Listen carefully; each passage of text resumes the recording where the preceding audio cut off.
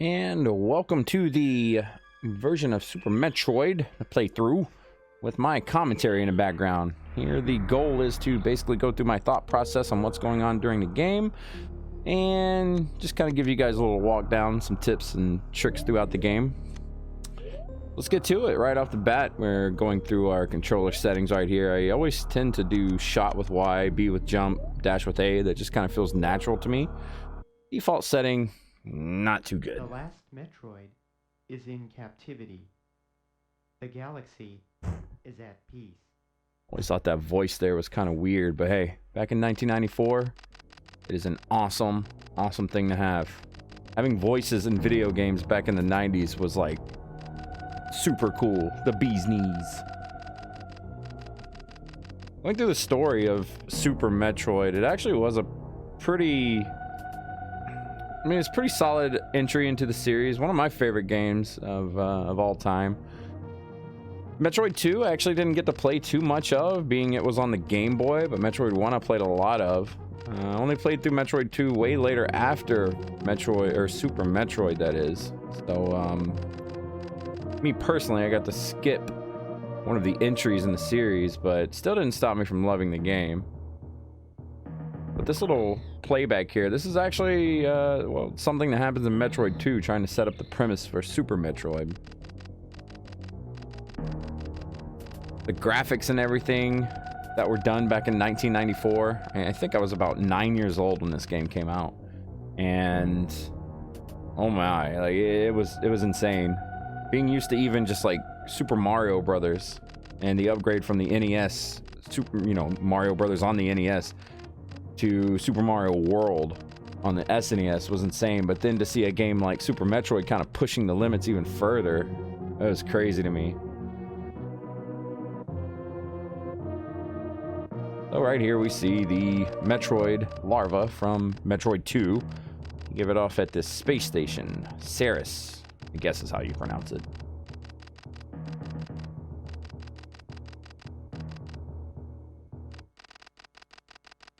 And oh no, under attack.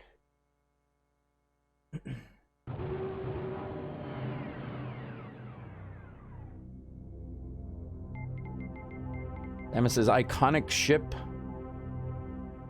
Being an intro area to a video game, Ceres Space Station was actually kind of a good little rundown for everyone. It gave you ample time at the start to kind of gather your bearings, get your controls down, learn your jumps, learn your dashes, and all that good stuff. They kind of throw you in a little bit of a frying pan early on. Not too much, but it is a little hectic if you're a brand new player. Giving you Ridley right here at the start. Our dear friend Ridley, recently added to Smash Brothers. As awesome as that is.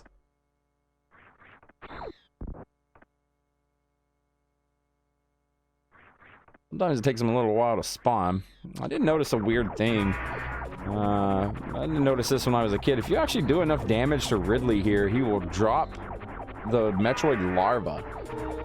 This can also end one of two ways. Like, if you take enough damage, he'll eventually fly away. But if you do enough damage to him, then he starts to, like, turn really red. And you'll notice this in this playthrough. See how darker red he's actually becoming? But if you do enough shots to him, he'll do a little drop of the larva before he comes back and picks it back up. I always thought that was kind of a neat little thing. It kind of gives you a little badge of honor, like, oh yeah, I beat him. Very easy to just take damage here. That little drop he does, and he'll come pick it right back up. But the little frying pan that I was telling you guys about, that they throw you into, they throw a timer at you, self-destruct sequence, right off the bat. If you play Metroid, if you played Metroid before Super Metroid, you already know this is a thing. They love throwing escape timers at you. Kind of a pastime for them now. But to have one at the very start to give you that stress, kind of, it gets the nerves working, right? Like, oh god, I gotta get out of here, I gotta go. But it's not too hard. Just take your time. The tilting effect right here will really kind of throw you off. It always did me, but anyway, if you know how to dash a little bit, you can get through this pretty easily. And it's where they throw you in this hectic situation right at the start of the game into a very calming planet Zebes. I still don't even know how to say that either, but the atmosphere of this game was insane, particularly for its time. Being in 1994, I mean, a lot of games, they tried to, you know, add in mood, effect, weather. As you can see here, rain. To their video games, they kind of give them that extra added oomph. You know, you rarely seen that in NES games. You've seen it somewhat, but not much. But the mood and the tone that they set for the start of Super Metroid was really amazing. Really quiet, really creepy at the start. All these little doors you can go in at the start just to kind of explore your way around. We obviously know our way around already. It's played through this plenty of times. Never a speed run or anything like that, but I can do the game fairly fast.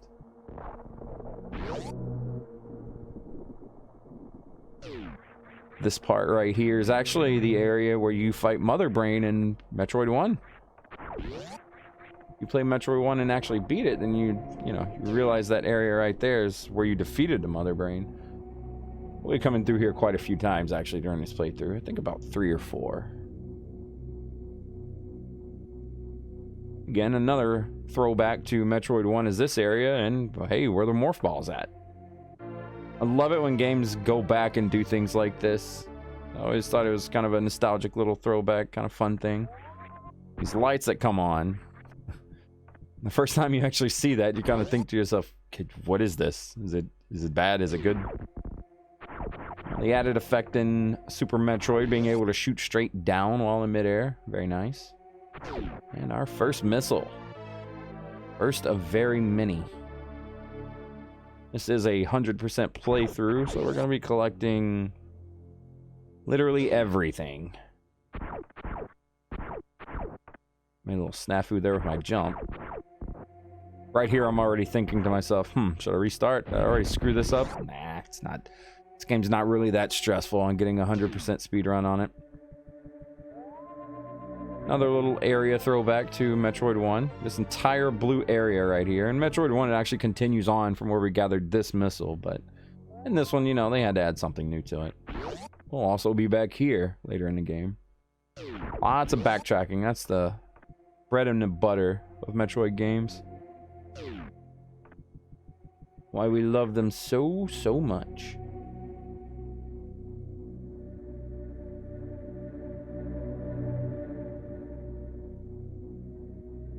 And right here, you can already tell something's a little different. Everything's suddenly alive. And now that you can really see something different, there's actually enemies where you just went through. So that's kind of a little freak out your first time. Yeah, we have to go back up this entire little corridor. Not too bad.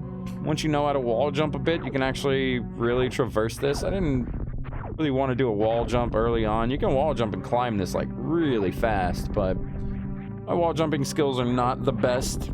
They're not the worst. I can get things done, but wall jumping, not the most fun thing to do. Or actually, it is one of the more fun things to do, but not the easiest, I'll say that.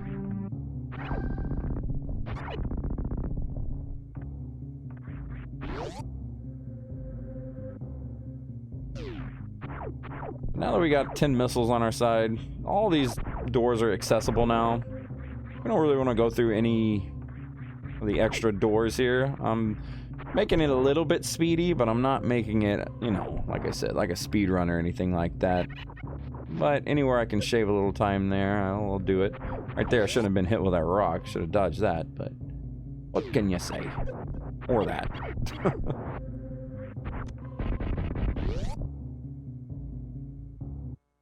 And this is our first quote-unquote real boss.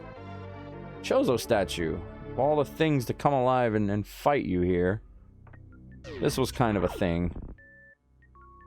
know, back in the day, this thing coming to life kind of was a little freaky as well. The door locks, you don't know where to go. Like, huh, what's going on? Now, strategy if you're having trouble with this boss, actually. I'd usually just, like, pelt it until it's dead. I don't really try to dodge too much. But you can use Morph Ball to actually go underneath him if he's walking too close towards you. And you won't take any damage there. But if you got full health, you can farm the monsters outside of this area. You got full health, you can actually just kind of go crazy right there and just shoot, shoot, shoot. So we have our bombs now. That'll open up access to Brine Star. I think I tried to do a wall jump right there and failed.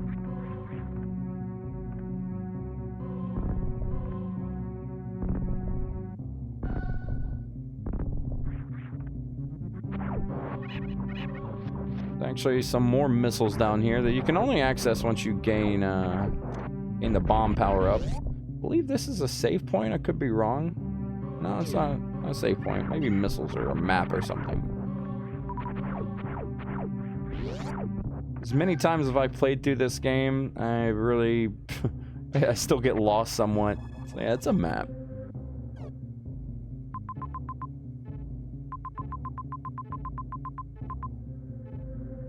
You can see that the maps in Super Metroid at the time are really, really cool to me. I don't know, like, if you ever played Metroid 1, back in the days pre-internet, and actually Super Metroid was pre-internet as well, but Metroid 1 actually didn't have a map, so you would literally get a notepad or, you know, something and just kind of draw your own map, make your own map to kind of get a visual representation of the game layout. This game, thank goodness, had its own map. Saving trees. That's another missile upgrade, huh? Right here is actually a little secret hidden spot you can take, so you don't have to waste time bombing those 3 little blocks again. Tried to wall jump and failed there. Well, we got it that time, though. Practice makes perfect. And our first save point. It would actually be considered our second save point. You can save at any time at your ship in this game by just going down the hatch again. You can save, it'll give you an energy and full missile, super missile, power bomb upgrade, all that good stuff.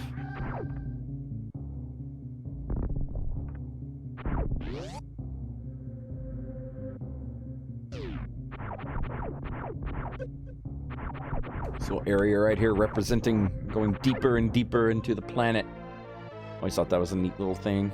How it kind of goes at an angle there. First energy tank.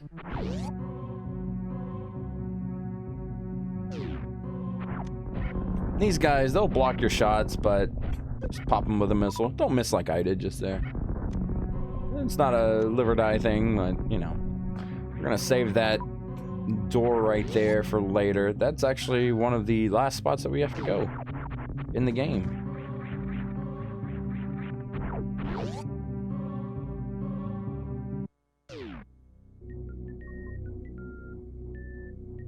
Now to our first real area of the game. There was Criteria up above. Now we're going down into Brine Star.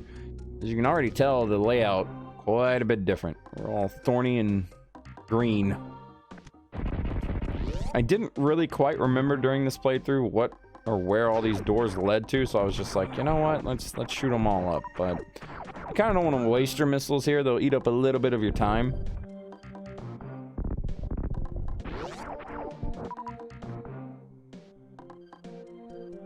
So we see that this first room there on the left is a map room.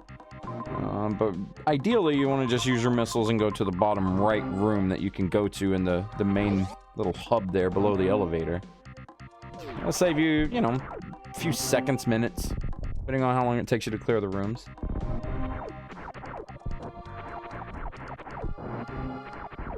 You have to clear all the enemies here to get through these silver, bronze doors, whatever you want to call them. Now, clear that door. I'm not going in there because I already know what's in there. It's a place where you either need to do a glitch, which this is kind of a glitchless run, so I don't do it. You can do a glitch, or you can just wait till you get your speed boost. I tried to make this playthrough completely without glitches.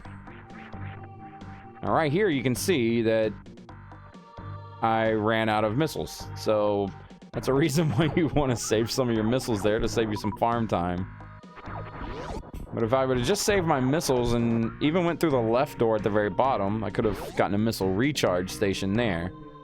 You know, just little things like that save a minute or two of your time.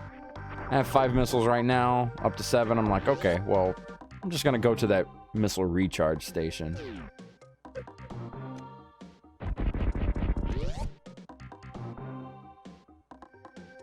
Cool little enemies in here. Actually, if you bump into those guys, they will be destroyed, and every one of these monsters that you destroy, I don't really know their name, but for each one that you destroy, you actually start losing light in the room.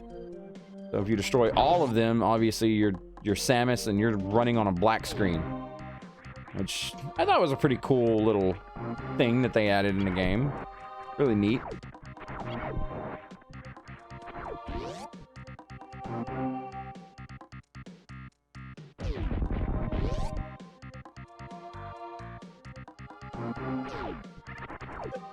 I just thought the music in Brine Star was pretty fun too.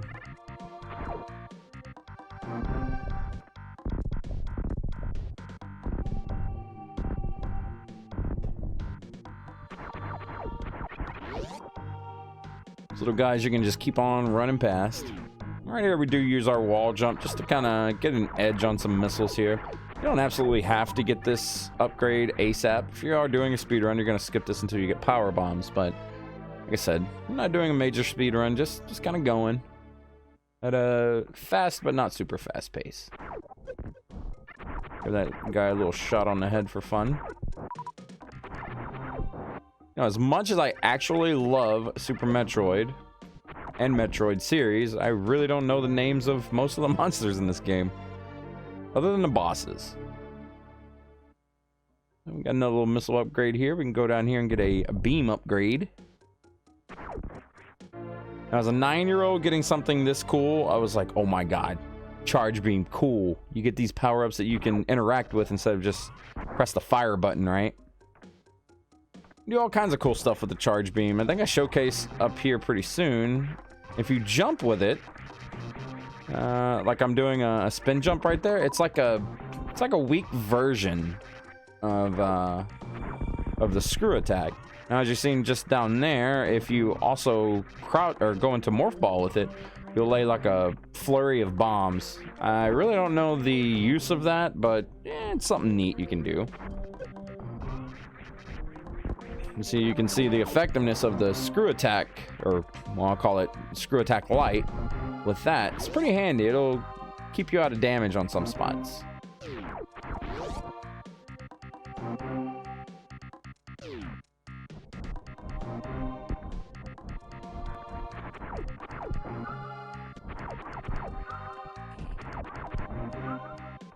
All right, there, if you are in need of health or missiles or anything like that, you can use that area right there with the pipe to farm monsters. They consistently come up, and they always respawn as soon as you kill them and take their power up that they drop for you. This is our first boss. This is Spore Spawn, I believe is his name. Kind of an annoying fight, to be honest, but it's part of the game.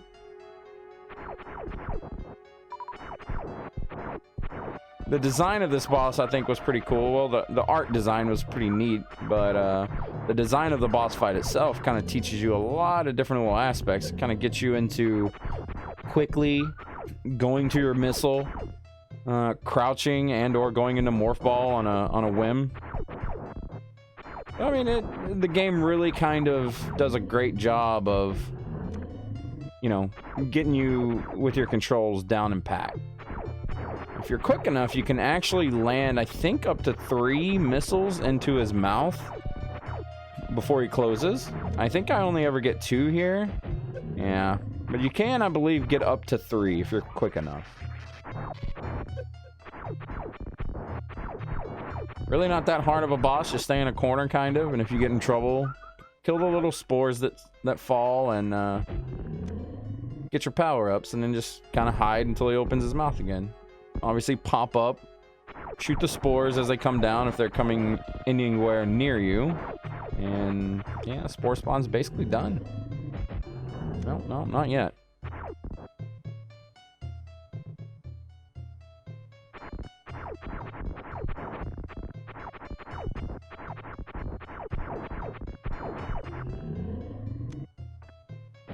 There we go. Finally got him. There's a neat little thing you can also do if you wall jump off this boss right here. I think I showcased it as well. It actually shakes. Don't really know why, but that's kind of a cool little thing, you know?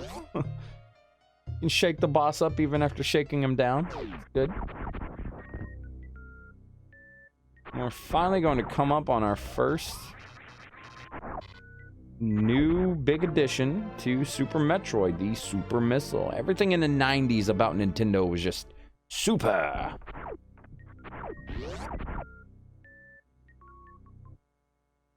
It was in the title of most of their games and, well, items in this game. Now we can access the green doors in the game. This spot right here can only be opened with a Super Missile as well. They give you 5 Super Missiles and instantly ask you to spend 2 of them.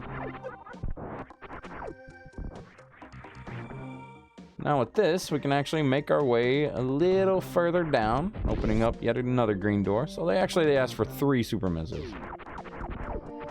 There's another missile right here in this area. I kind of screwed up a little bit, but usually you can make that jump in one go. Get on up there. Whoop, failed again. There we go. Just a missile upgrade, but hey, 100%.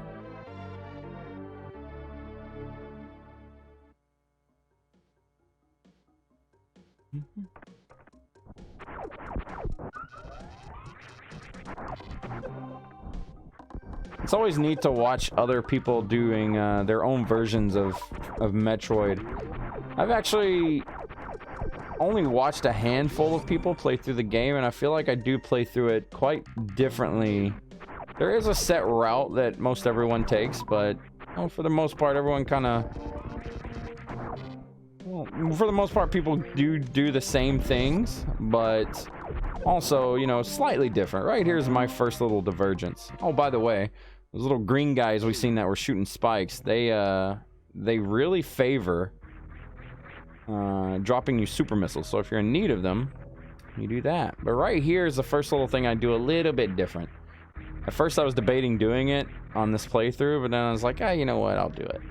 If you are really careful with your wall jumping here, you can actually get up to this area and get yourself a power-up that you're not supposed to have. It's not the easiest thing to do, because you basically have to shoot this block, and on your second jump up through, you have to be perfect. You'll see what I mean? Like, you can't get hit, and you got to get up there fast. You can get up there in time, and wall jump your way up. Like I said, it's not the easiest thing in the world to do. I don't know why I have super bombs activated right there, but I did. Here I am screwing up my wall jumps again. Whoop, almost had it. I don't recommend doing this on any first time attempts, obviously. We finally landed it.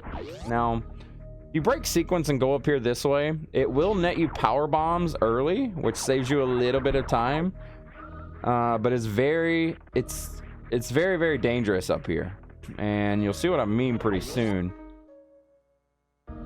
I think this is one of the only save points that I take in this playthrough, because I was actually a little bit scared. It's after we get the power bomb, but you'll see where. Well, in this room we're going to move our way across and, well, get eaten a little bit.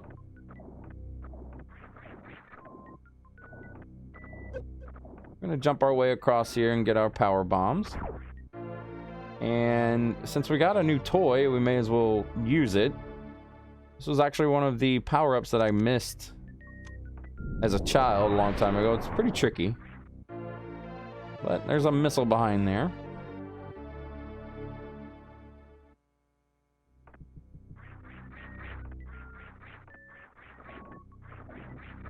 Yeah, you're not actually supposed to go to this area until after you have the ice beam. So you can actually, like, freeze those guys and make a bridge. Those little worms right there, caterpillars, meta caterpillars, whatever you want to call them, they favor dropping power bombs. Since we don't have high jump boots, we actually have to wall jump our way around. There's a super missile right there from one of those guys. All right, here I actually take the save point because the next room that I'm gonna go in, these things can actually kill you in about 2 to 3 hits if you allow it. You'll actually see that I kind of throw everything and the kitchen sink at them. Swap over to my power bombs for sure to get through this part. Oh well. There's actually a little hidden area here. This actually leads to Meridia. It's an escape from Meridia later on into the game. It's kind of a useless thing, I think. I don't know. I never really used it. But here's the big boy room. You get hit by these guys. We're at 62 health and 1 energy tank. We got hit once down to 82 health. So yeah, you don't want to mess with these guys very much. Not with the original power suit that you have. Once you get the Varia suit, it's a bit different, but early on, whew.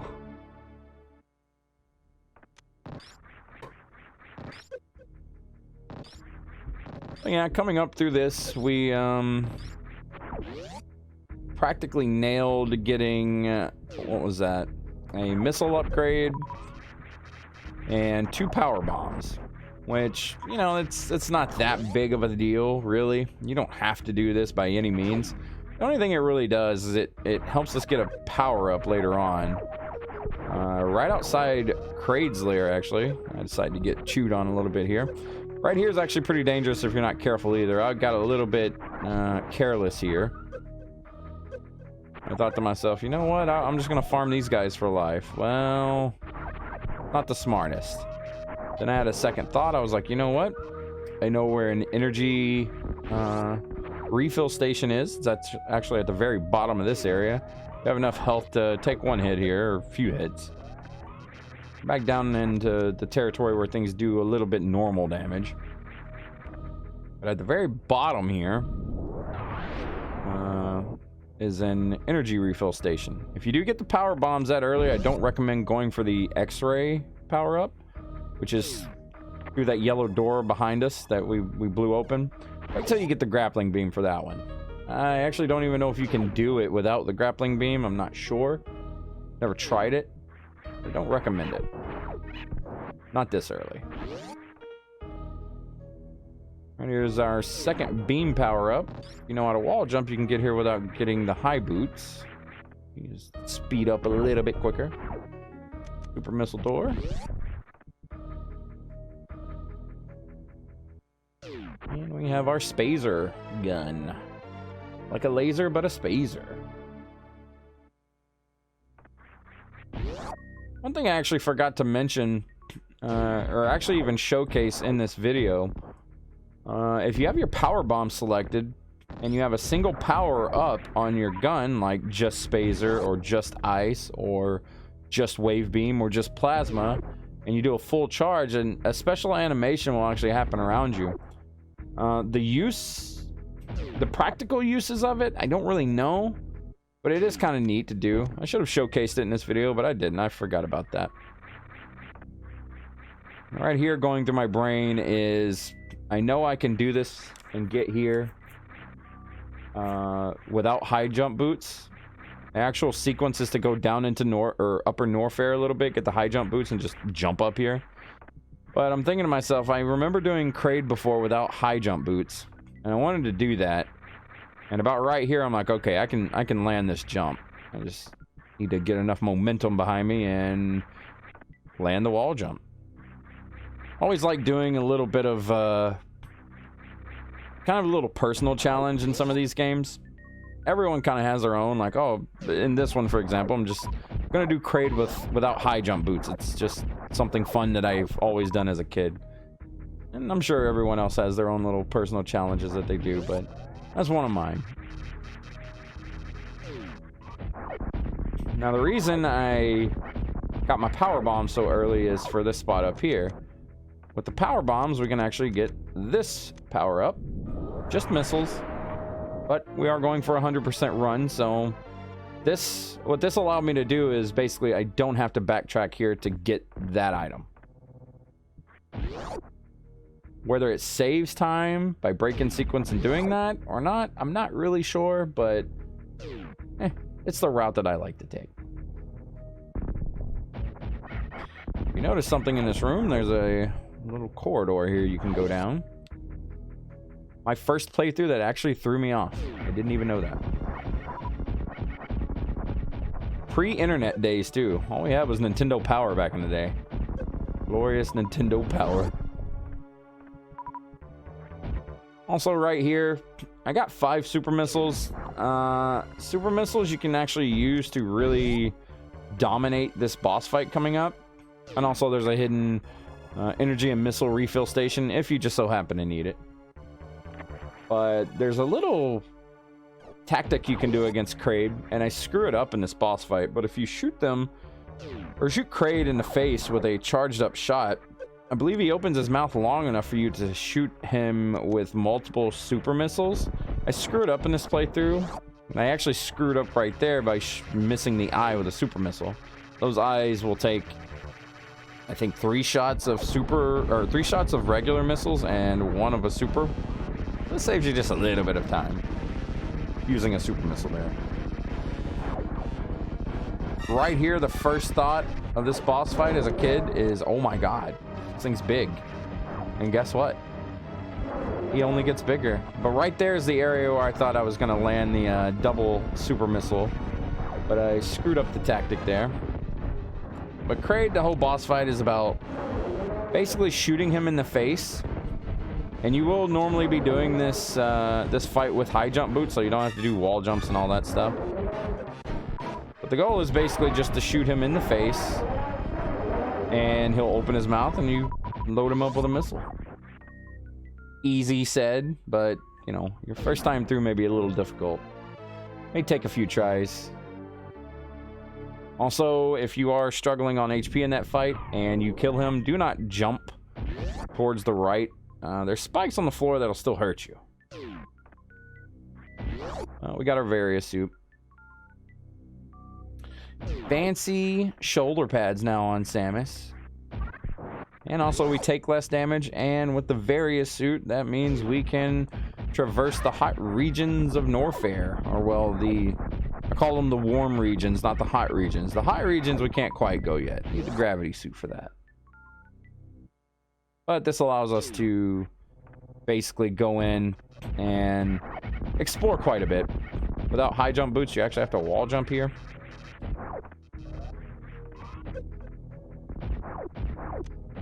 I don't know why I shot a missile at that door. I must have really hated it.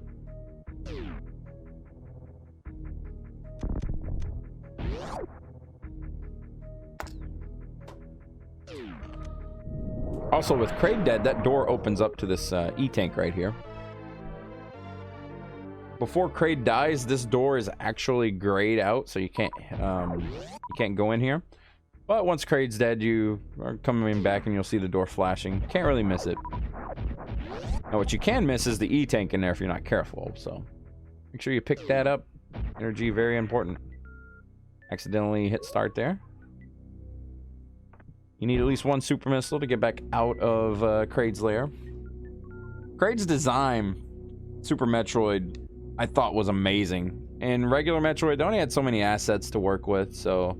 And, you know, him and Ridley both kind of look meh. But, you know, it was on the Nintendo. You had to use your imagination quite a bit. Looked really good in Super Metroid, though. Right here, I'm trying to kind of remember where I'm at. But right here, I figure it out. I'm like, okay, there's an E-tank. If you pay attention to this little crawler guy right here, there is a path here. Take this path. You're going to run into some missiles up top, but through this door is the glorious high jump boots.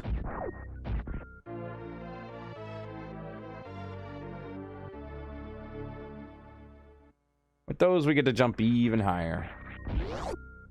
It still doesn't neglect training for wall jumping. Now, you can't actually get through this door until you kill that monster there. The quicker way to do it is to either A, use a power bomb, or B, go into morph ball, jump up, shoot up straight. Then climb through this path and get out. Otherwise, you're literally going to get right here, and that door is going to be gray, and you got to wait for that thing to traverse the wall all the way around. Something to save you a little time. Right here is a save point, and on the other side is where we need the speed booster, one of the other really cool upgrades in Super Metroid. Now, through that door, I believe is it's either a map. Yeah, it's a map, I think. The yellow door. But right here, this area, you actually couldn't traverse unless you had the Varia suit. Probably some kind of sequence break where you can get through here maybe without it, but I've never done it before. Also, side note, red doors can be opened by using 1 super missile as opposed to 5 regular missiles. You can do that. Right here, I'm remembering that there is a area at the bottom with a missile upgrade. I just don't quite remember where. And now it dawns on me, it's in the lava, and it's right over here. You know, you gotta take a few hits, but it's okay. Burn a little bit. Be okay at the end of the day.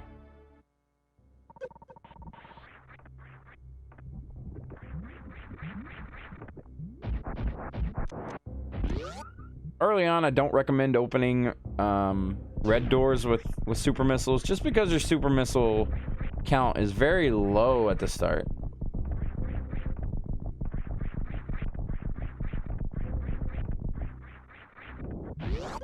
Almost made that room perfect. Right here's another little sequence break you can make. If there's a save point right here, but on the opposite side of the save point, you can wall jump and actually climb your way up without the grappling beam like they want you to have. This is another tough jump to pull. You got to be pretty precise with it. But you can actually catch the edge of that bubble. Almost did it there, and I screwed it up. You can also do this with the ice beam, but by the time you get the ice beam, you've already got the grappling beam, so. Starting to frustrate me a little bit. I'm like, okay, come on, game.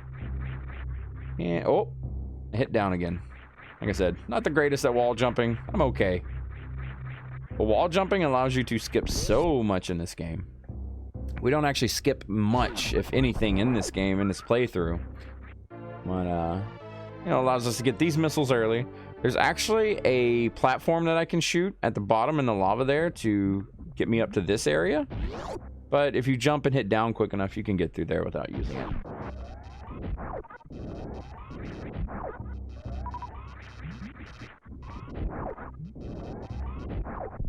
Right here, this area is not really tough. It's kind of annoying with these lava seahorse things, but you know, if you notice, that little thingy was crawling along that last block. Also got a reserve tank here. But right there at that block is another missile you're going to want to pick up. So we've pretty much cleared this little area here of power-ups. Just going to make our way backwards here.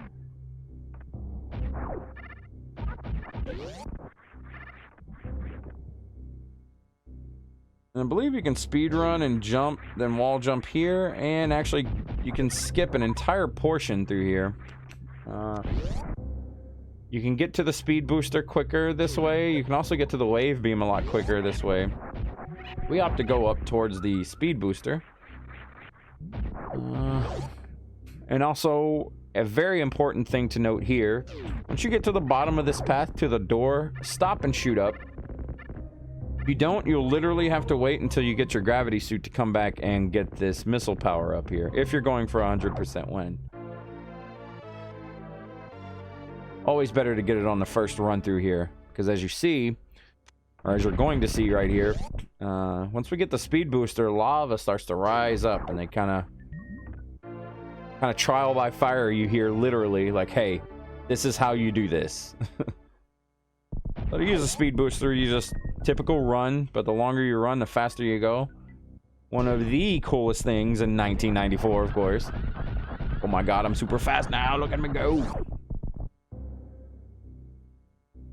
Alright, right here's another little farm spot if you need health and missile upgrades, or missile packs, I'd say. These guys actually spawn as 5, but if you shoot them now, you kill them all in one shot. Very good spot to fill up reserve tanks anywhere you see those guys. There's a couple of spots throughout Upper Norfair that have them. Now we're gonna go down. Also, if you use your wall jump effectively here, you can snag the wave beam really quickly. Have to be a little careful here because it's very easy to fall, and you'll have to wall jump your way back up. I think we actually get it without falling. If you do mess up here, you have to wall jump your way back up or climb up through the left zone there. Right here, I'm gonna speed myself up a little bit. Typically, you need the grappling beam, but we don't need that stuff now. I'll jump over here, and I could have wall jumped earlier there, but I didn't, so just had to use a wall jump there. Now we have our wave beam. With the wave beam, we can actually shoot our beam through objects, and of course, it's a little bit more powerful now too. Wave beam is a mainstay of Metroid. These spikes here actually have little drop blocks that you can go down.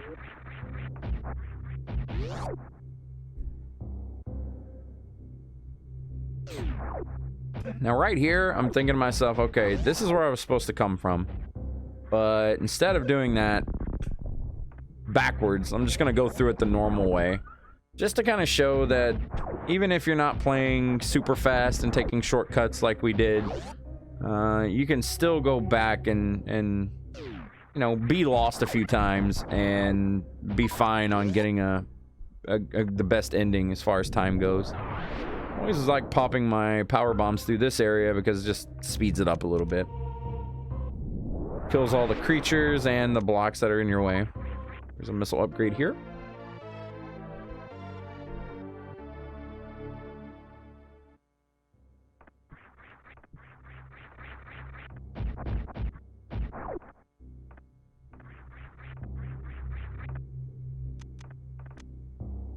Wasn't sure if there was another block here or not, but this is the normal way you're supposed to go down. You're supposed to climb down here.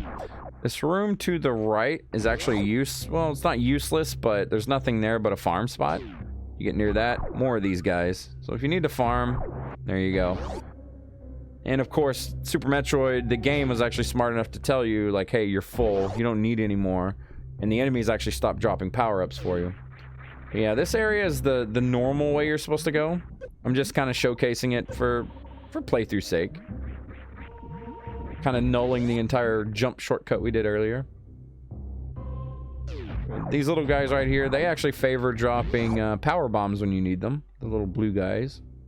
You see the lava rising here. Seems to be a recurring theme in Norfair. Heat rising.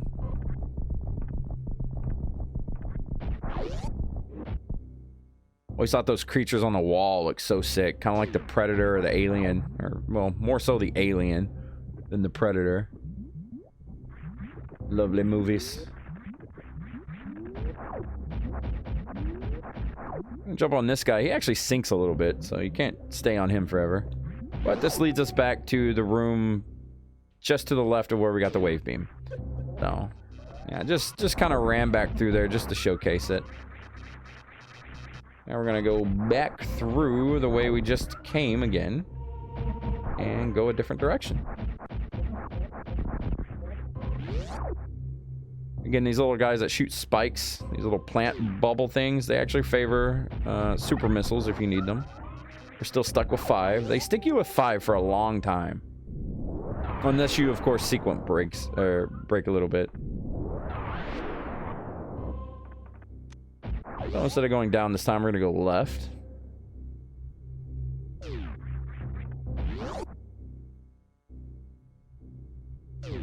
I just went left just to complete the map here. This is the area to the right of the save point that we were at earlier. So there's this save point. We're gonna keep going through here because I'm going to work my way, I believe, up towards the ice beam next. Yeah, we're going for the ice beam. Well, we're checking out what's in here first. I think it's a map.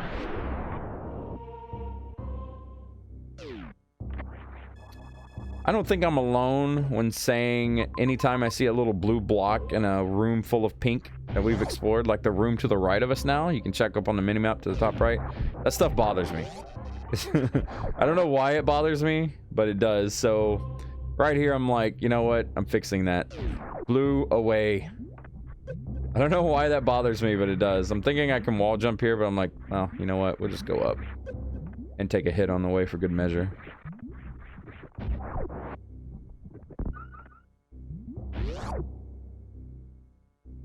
But if I actively see a blue spot on the map like that, I'm gonna try to take care of it.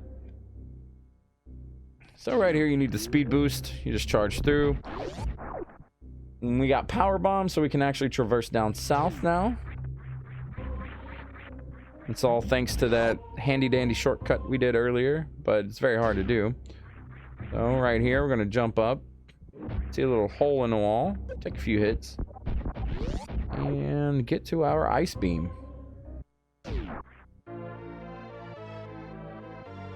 Ice beam? As far as killing monsters, I don't think it's the best thing in the world because some of them will take an extra hit. But what you typically are going to use the ice beam for, and I hardly ever turn it off, is to basically set yourself up a platform from the monsters. When you shoot them, you freeze them, and you can use them as platforms, as it's showcased here. Super Metroid does a very good job at, you know, kind of showcasing things. I shot that thing slightly. Oh, he gave me a nudge. And I made a bridge and missed it because I'm amazing at this game. Now we're going to go down to where the power bomb blocks were here. Making our way downtown.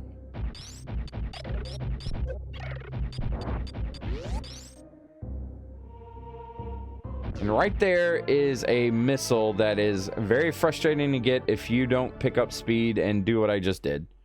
Because every one of these platforms right here breaks when you touch them, like so. And if you are not pinpoint accurate on jumping once you touch them, you will fall all the way down. Very frustrating area. Right here I mess up. Supposed to speed boost from the get-go here and not run into a wall of an iced enemy like I did.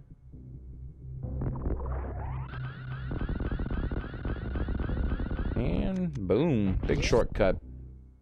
We're going up against Upper North Fair's, I guess, boss. Good old friend Crockmeyer, I believe is his name. Basically, he doesn't have a health bar, right? But the more you shoot him when his mouth is open, he backs up. Like, he's like, oh god, I don't like that, I need to back up. You can actually run out of missiles and such here if you're not careful. I don't really worry too much about it. You can always use a charge shot to push him back as well. Fairly easy boss, but can be frustrating if you're not kind of liberal on the use of missiles, like I am right here. You don't want to use too many, but you don't want to use too little, because if you miss and he closes his mouth, he gains ground on you. We take him out. The game tells you there's something over here via the grappling hooks at the top. But if you know how to wall jump, you can get this now instead of later. Save you a little time. We're waiting on Krogmeyer to basically melt. And this was one of the coolest scenes. You can see those bubbles at the ground there, or in the lava. So as a kid playing through this the first time, you're like, huh, what's going on? Oh, he's not dead. This must be the real boss fight, right? Very cool in 94 as a 9-year-old, I'll say that. But he's actually dead. Here's where your power-ups are. Skip that whole entire jump pit by just speeding up a little bit. And right here's another little farm spot. Also, if you know how to wall jump, you can jump from right there and get up here. You can also use the creatures at the bottom that I haven't showed yet. You can ice block them. and make your way up here to this power bomb. I believe this is supposed to be the first power bomb you get.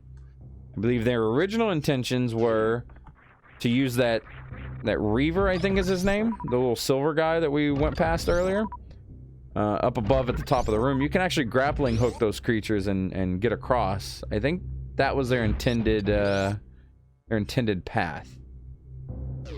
But the glorious thing about Metroid, you can do things however you please. Mostly. So we got plenty of our missiles back there. I'm gonna continue on. Fall down a long pit. There's some missiles in this room to the far right. Fairly easy room, just rising and lowering lava.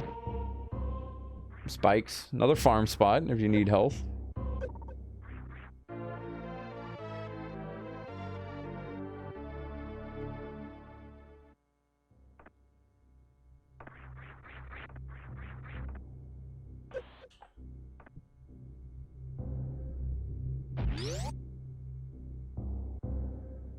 And down here is quite possibly one of the more frustrating power-ups to get if you do it the right way. So, there's a missile pack in this room. You can only get there. We're going to actually showcase it right off the bat, I think. The original way, you're supposed to jump straight across. We've seen the missile pack right there. The easiest way to get this that I found is just by doing this. Literally use that move. It's called the power spark, I believe. It's something spark. But when you're speeding around as a blue Samus, you know, when you run really fast, you turn blue. And you hit down, you start flashing. And if you just hit regular jump, you shoot straight up. If you hold L or R to aim, you're gonna go in that direction as well. I jumped down here to showcase something. I forgot what it was. Oh, if you ever have yourself find yourself in trouble here, you can use these little pillars in the background as a guiding light kind of thing. Like between the pillars are the platforms. But yeah, power spark's the easiest way to get to that missile upgrade. Otherwise, you're supposed to get the grappling hook here, backtrack, and grapple along all those moving enemies you've seen along the ceiling there. And I am not a grappling hook pro in this game at all. It's a neat thing. It's really cool. I like it. But hitting a moving target is not my forte. Well, that would have taken me quite a bit of time if I did it that way.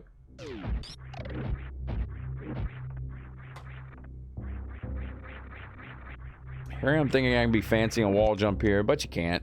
I don't think. Definitely grappling book or beam though. Right here, I actually jumped down just to kind of knock out the blue area of the map because OCD, I guess. I'm not really sure.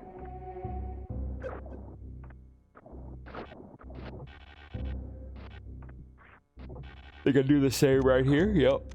Well, these guys actually hurt you pretty bad if they hit you. It does like 30 damage, I think.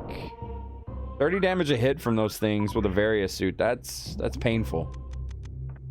I'm gonna be careful if you actually fall down there. I usually do a power bomb to kind of get out of danger there.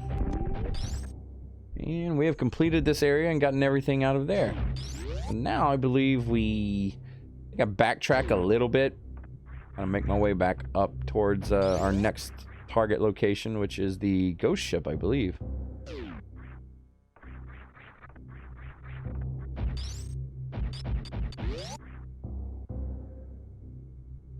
But curiosity kills the cat, and in this playthrough it kills my speed a little bit. I'm like, huh, what did I miss to the bottom right? We checked the save point area. And I'm like, huh, did I miss something? You're gonna see something very peculiar right here, I thought, on this playthrough. I've never experienced it before, but I think it's because of how quickly I got the energy tank in Crockmeyer's room. Notice on the minimap below me, see how it shows that it's blue? That's where the E-tank was. But me looking at this, I'm like, wait, did I miss something there? And I even look on my minimap like, what? What did I miss in that room? I actually didn't miss anything, but because I went there, I believe the way I did, it just kind of, I don't know, it glitched out. We definitely explored that area. But, anyway, there's this room here, and it leads you to this darkened, shortcut-ish area. Leads you back to the blue guys. They drop power bombs if you need them. And I make my way around, and it's still kind of bothering me in my head. I'm like, what in the world is that? What did I miss there? It didn't dawn on me until I go back in there that... Oh yeah, you can actually kill those guys with a super missile. But it actually didn't dawn on me until I get there. I'm like, oh, the game just didn't register, I guess. Trying to get my bearings again on the map. I know this game pretty well, but sometimes I confuse myself.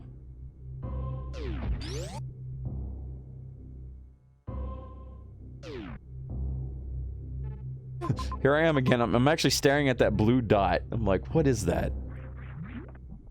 And I'm like, well, you know what? There's blue down here. Let's just go explore this again.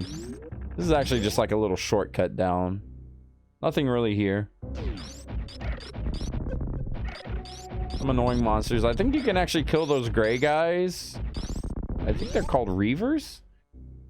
Someone had to correct me in the comments if I'm wrong, but I believe they're Reavers. But we're gonna go find out what this damn thing is that we're missing down here. And it does turn out to be nothing, but during my playthrough, I'm like, wait a minute. I'm like, yeah, this was the E-Tank. There's nothing here. Okay. Anyway, it's just kind of a neat little thing, I guess. Every time I play through Super Metroid, I always run into something new. Be it like a weird little thing like that, or always something. Maybe a different way to fight a boss.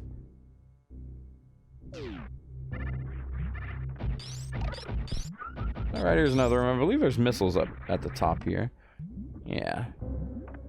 Again, just trying to knock out the blue on the map. OCD-ness. Using the pillars as guides.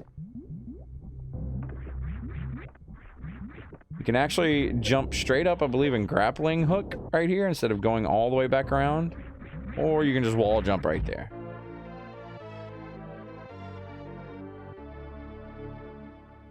Now with this missile, we have completely grabbed, I believe, everything in Upper Norfair that we need.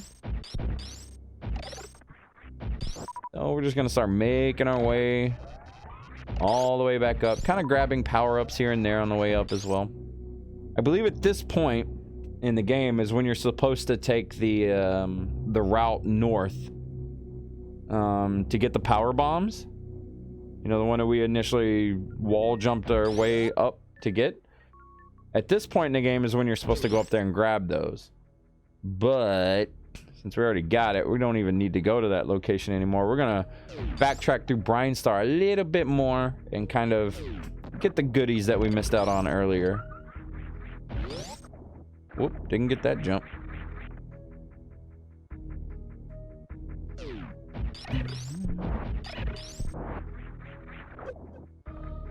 Taking a lovely dip in the spikes for fun, I guess. Right here, you're supposed to freeze these enemies to kind of get a jump. I think I showcased it right here. Yeah. Oh, and also, since we do have our grappling beam, we're gonna go grab our X-ray power-up. Actually, a very, very, very handy thing to use, especially on your very first playthrough. More blue on the map. Gotta take it out. But with the X-ray beam, like I said, especially on your first playthrough, it can actually, it shows you the locations of the power-ups and such that you, through walls, like hidden paths and things like that. I think there is one hidden path in the game that it doesn't actually show. We'll obviously go there. Back in 1994, something like this was amazing. I personally didn't have the internet at the time. So, you know, all we had was Nintendo Power or player's guides, as they were called back then, to kind of cheat our way through or find out where things are. The X-ray scope actually allowed you to do it yourself. As long as you were Taking out the blue on the map again. As long as you were very... Oof. I don't know why I get grabbed there. That hurt. I grabbed again. Being a bad player.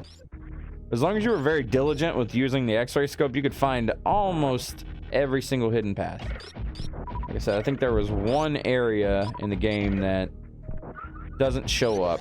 That's later on down in Lower Norfair. Freeze him for good measure.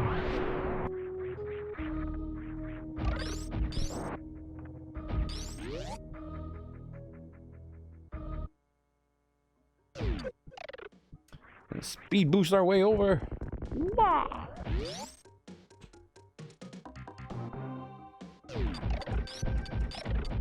So with the wave beam, we can actually go back through this area, because with the wave beam, we shoot through walls now. Now, right now, I'm thinking to myself, I have power bombs. Can I actually go up to the right here? But then it dawns on me, I think, or I'm just like, wait a minute. No, I can't get everything there. I don't think. Well, I think I end up going through there anyway, pretty soon. But for now, I'm just like, I need to collect all the power-ups in this region and the region before here first. Before I make myself go back up to criteria. So, also with the wave beam, we can shoot those things again. Wall jump our way up. Make our way down over here. And I'm not sure if there's a power up here. That's why I popped that power bomb. If you're ever not sure of a room, pop a power bomb. That's my tip of the day there. If you're never sure of a certain room, use a power bomb. It'll open up most, if not all, power-up locations and or secret areas. So, coming through here, we're gonna go back to this area to the left. This is where we got our missile power-up earlier, a little early. But you can use power bombs to blow apart that wall and go through the secret hidden area. More big boys, but we're powerful now. We ain't worried about them. There's another area right here. You can look at the floor. One part looks a little different. You use your X-ray vision, you see it is a super missile block. Take it out. Jump down. Power bomb.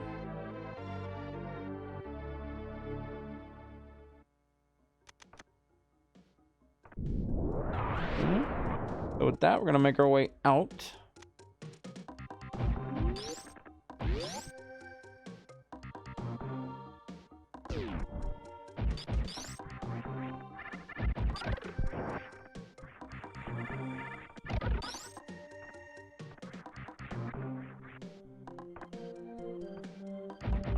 I'm gonna make my way all the way back to the bramble looking area. First, we're gonna make a pit stop here.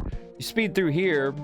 Nintendo was actually kind enough to showcase some of the moves that you can do via animals. This is the spark move that we can use, shown to us by this, well, thing.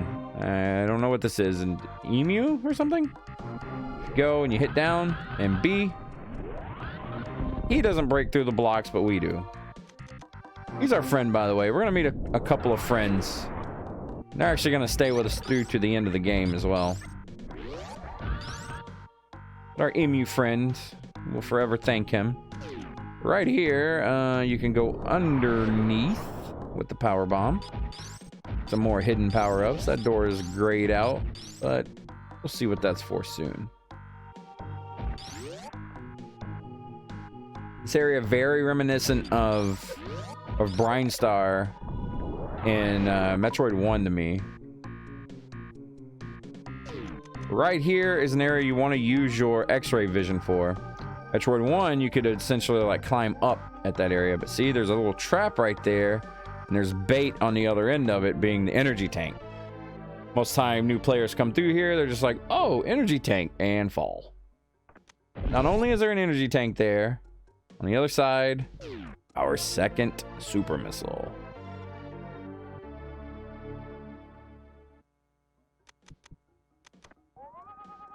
I use the X-ray vision because I'm not quite sure if there's anything hidden here. I could have used a power bomb, but didn't. Yeah, if you actually fall through that trapdoor, you got to go all the way back up and around. Save point here.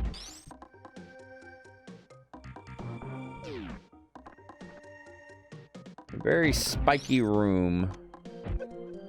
And very bad aim with a missile on my part.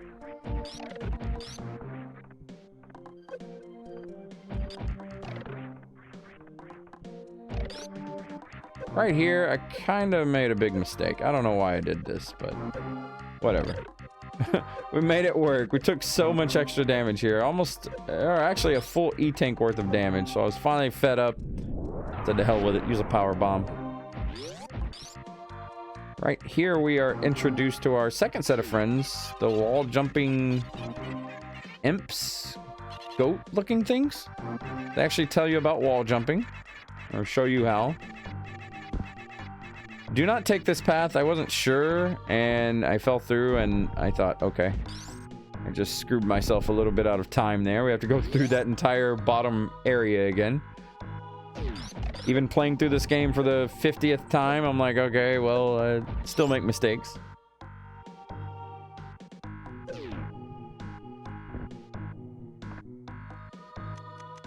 This time I said to hell with it. We're going to use power bombs everywhere through here.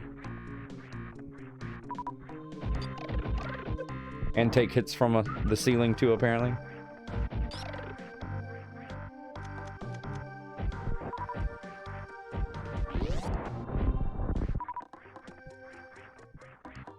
I hate those little things that hop around, those fleas looking things, whatever. If you actually get hit with one of them, you have to bomb your way out of them.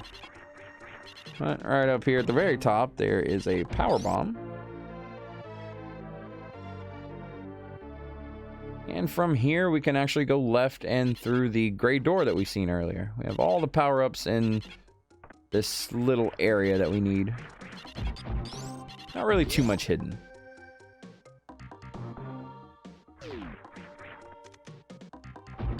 I use power bomb to actually blast our way out of here. Now, where we're going to now is the area we needed the speed boost to get through, or use a glitch. I chose to do it the speed boost way. But right here is where a lot of people have... A lot of people are missing these missile packs right here.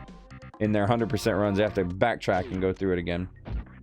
But you're going to get a reserve tank here. You're going to go through that little pipe below the Chozo. And I still have power bomb selected for a good reason. Once you get this missile pack, there's a whole wall behind it that you can blow up. This one, I don't know. It always gets me.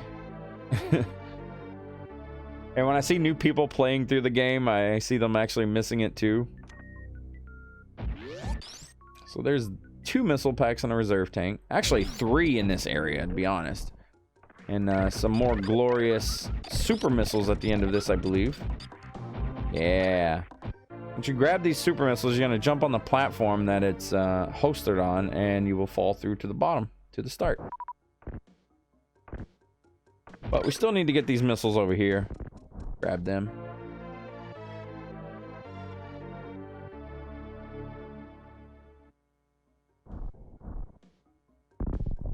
And now we're going to make our way all the way back down towards where the yellow door was on the way to... well, it's like you're going on the path back to Kraid. Gotta be careful right here. If you use your speed boost, you're going to fall back down there with the Emu. You don't want to use speed boost right there. If you do, you want to jump at that one particular area.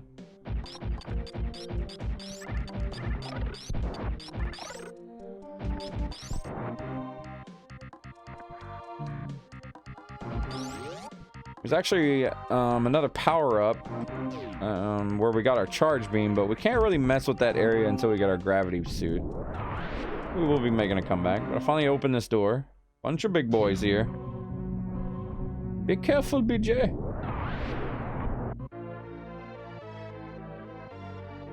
We got our power bomb, and curiosity gets the best of me here. I'm thinking to myself, okay, we're back where we got the morph ball. I know where an E-tank is that I can easily get with the high jump boots, but there's another area, and I wasn't 100% sure in this run through if I could get this without the gravity suit or not. But you're gonna see me waste a bit of time actually here. So right here, just like in Metroid 1, there's an E-tank that you can jump to. If you get the ice beam in Metroid 1, you can actually get this really quickly. Also, you can power bomb this area. Do not do this without getting the gravity suit first. I believe it's probably impossible. Use your spark boost right there to go straight up. And you come in this area and you're like, huh, what's going on? If you use the X-ray vision, you can see there's actually a hidden platform up there. I'm thinking to myself, can I wall jump and reach that platform? It's a stretch. Maybe you can. I don't make it here. So I'm like, okay, I got to wall jump at a certain point. I zone out and zone back in to get the door to respawn so I can wall jump from the door to give this an attempt. Got the gravity suit, you just walk in and jump, but I don't know if you can actually do this or not. I'm sure people probably do something with bombs and can make that way up. But typically, that's a no. I'm like, eventually I give up and I'm like, okay, I need to go.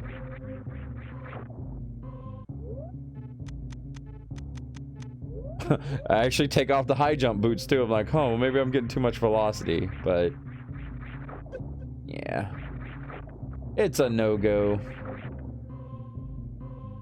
But that's what it's all about, right? Like playing through games like this and doing quirky little things to try to figure out, you know, ways to kind of break sequence a little bit. That's the most fun part of this game, in my opinion.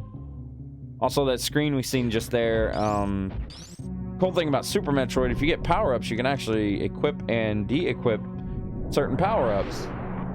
You may ask yourself, what's the reasoning behind that? It's not a big deal, but it's just kind of a cool little thing you can do. And remember what I said earlier about the power bombs. If you have a single power upgrade, or a single power selected, like Ice Beam, Wave Beam, etc., and you do a charge with them while having the power bomb selected, you do a cool little... It's like a weaponized animation. With Spazer, you shoot these little like fireworks around you. With ice, you create a little ice shield around you. That's pretty good, actually. The wave beam creates these four balls that go in and out of you across the screen. It's some neat stuff.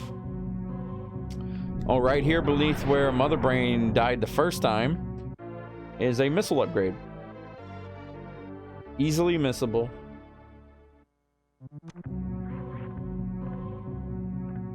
But we pretty much have every power up in that area except for what's over by the watery area, so I wouldn't go here without the gravity suit. There's also a power up here. Most people wait to get this power up until they get the plasma beam. It's just easier to do. This power up, I actually don't remember it until I get near the top. I'm like, wait a minute, there's something here.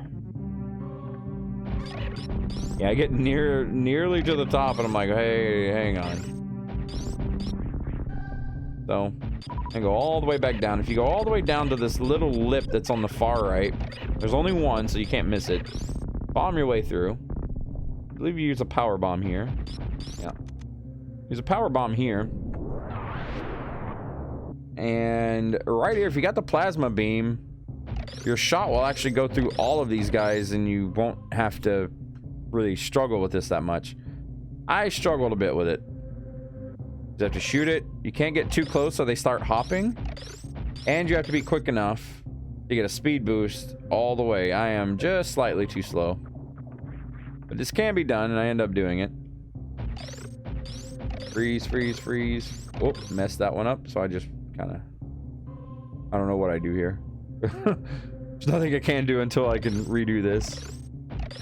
And got the fourth one. Refreeze the first one by shooting it again. And charge through. Spark your way up. Super missiles. Like I said, if you got the plasma beam way later in the game, you can just do one shot and it actually goes through all of them and freezes all of them at once. So that's kind of nice. So use our grappling hook so we don't take excess damage for no reason.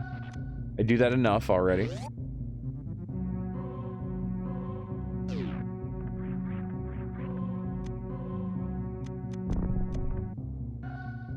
And now we're gonna make our way towards, in my opinion, the worst part of Super Metroid.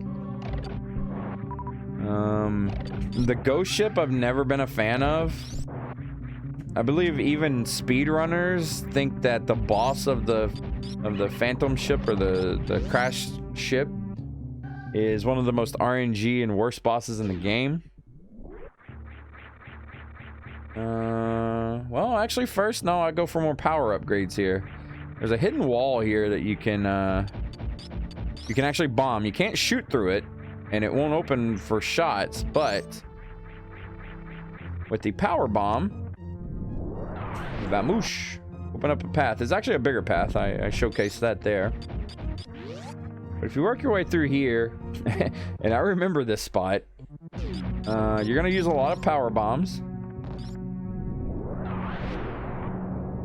Little trick with the power bombs you can do, if you run with the power bomb, it can actually cover more things on the screen. Like if you keep running across the screen, see how it kind of stretches a little further? You can always do that and blow up excess blocks later on. This is for an energy tank and a little, if you keep exploring here, there's an area with 2 missile upgrades. And I screw it up here, but it does go to show you that you can make multiple mess ups and still get the best ending for speed. But this one's really time consuming if you screw it up. But basically the goal here, and you'll see it right past this door, the goal here is to jump literally on the middle of this area. You know, there's more blocks here I shoot out. But there's 4 blocks. You want to jump right directly in the middle of them so you destroy both of them at once. If you don't, you do this. If you destroy them both at the same time, you can actually get both of these missile upgrades in one trip. You screw it up like I just did, you get to go all the way back. And I'm kind of raging there because that's I think it's one of the first times I've missed that. Power bomb.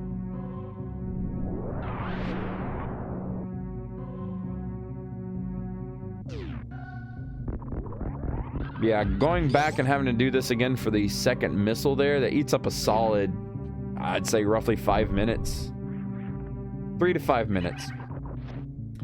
I'm not 100% sure on how the in-game timer works, but I believe how it works is if Samus can move or be controlled, the time limit is going. If you hit start, I don't think the time limit goes in between doors, like when you're zoning. I don't think the time limit is going there in this sequence. I think that's how the time limit works in this game. Say, correct me if I'm wrong in the comments, but I believe so. Don't want to get grabbed by that guy. Slow you down.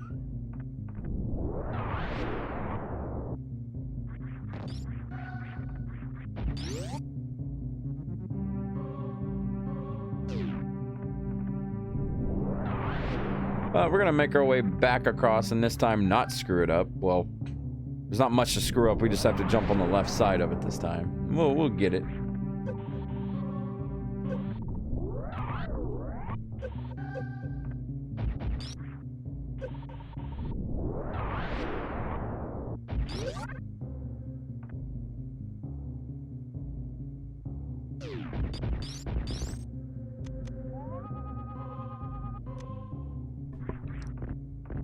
And here we go, finally. Oh, extra long that takes.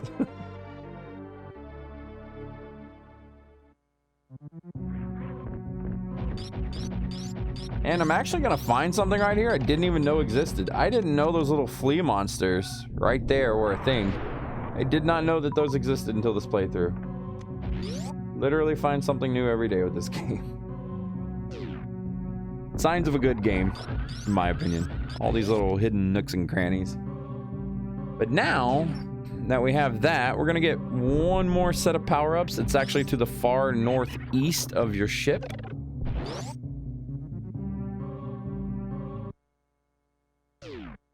And I make an attempt to do a bomb jump here, but you can see that little area. I had to line it up to see where I could get there.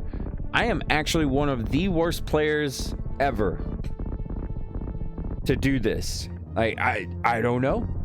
I am terrible at bomb jumping in this game. I've never been good at it ever since the original Metroid. It's a very good tactic to practice and learn. I just never did. And as you can see, total failure at it.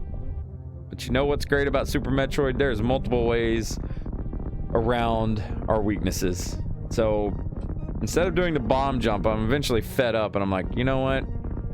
Wasted too much time here. I'm going to just boost my way up. It actually eats quite a bit of your health. I didn't mention this earlier, but with your spark boost, I still don't know what the name of that is. I believe it's spark boost, but with that move, for every second that you're in that booster mode, it actually is eating up chunks of your health. You'll actually be able to see it here. If you watch my energy level when I do it, after I finally give this up, I don't know how long I sit here and twiddle my thumbs, but you'll be able to see how much health. It actually chunks you pretty hard when you go a long distance.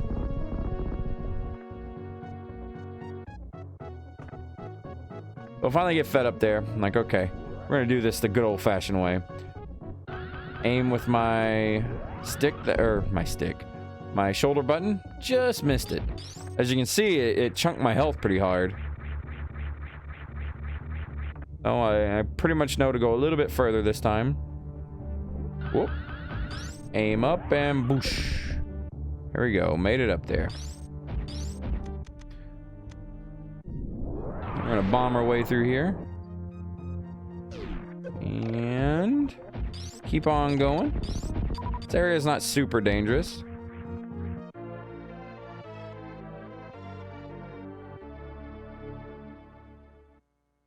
Got our power bomb.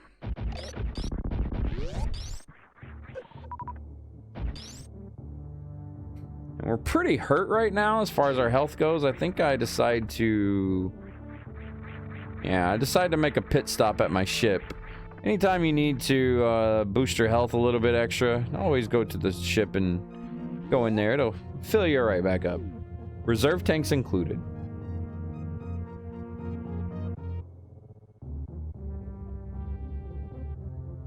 So we do that, we get a save, and now we head on to the most frustrating area of the game, in my opinion.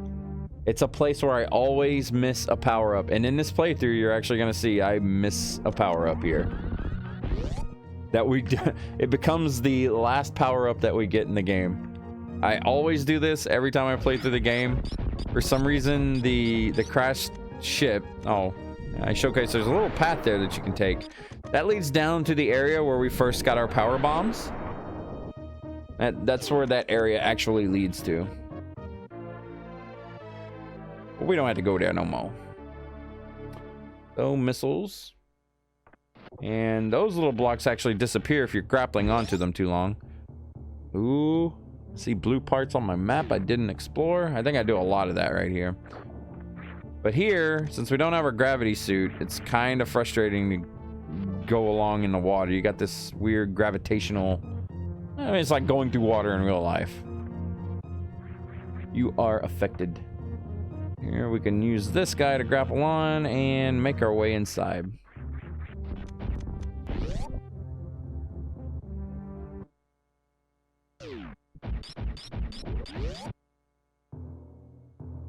Okay, so at this point, you should just go straight down. Don't even attempt to explore anything, really.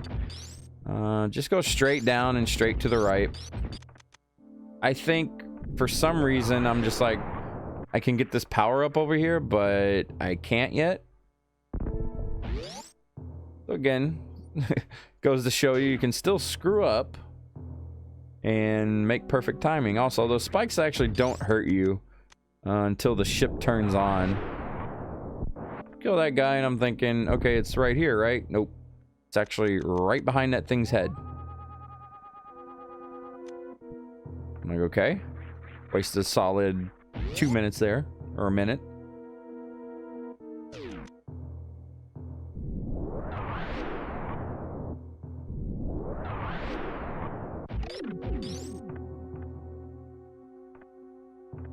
Yeah, there's a missile power-up in this area that I completely forgot about. But I do know that the ghost ship is always the area that I'm missing something at. So, kill him. Now we get to fight ourselves a lovely little Phantoon. I hate this guy. I think everyone hates this guy. You can only damage him whenever he opens his eye, right? And I miss a lot of opportunities to actually shoot him. Because I believe it's pretty random when he opens up. I mean, there is a pattern to it, but it's a loose pattern. Another thing, if you're having trouble with this move right here, you can kind of jump over when he shoots it from the left to the right. Or from the right to the left. It's kind of annoying. A way to bypass that, and I believe I do showcase it here in a minute. If you're actually charging up a beam, and you do your, well, what I call the screw attack light by holding charge and doing a flip, you're actually invulnerable. Like, you don't get hurt. You can see it right here. I just jump right through them. You won't take any damage. I believe I screw up in a minute where I do a flip and then I kind of aim for a split second and it hits me. But as long as you're flipping while charging, you won't take any damage there. Swap back to your super missiles because we want to kill this guy as quickly as we can. Also, you can shoot those little flames for power-ups, like health and whatnot, if you absolutely need them. I fail mega hard right there. I don't know what I was doing. Missing, obviously.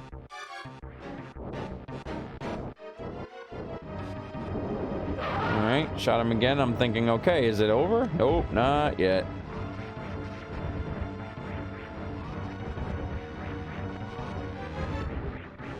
He never dies. Right there, I messed up for a split second with my flip, and that's why I took damage there. Should have killed him right there. Missed a shot yet again. Or not. I guess he still has one more super missile to go.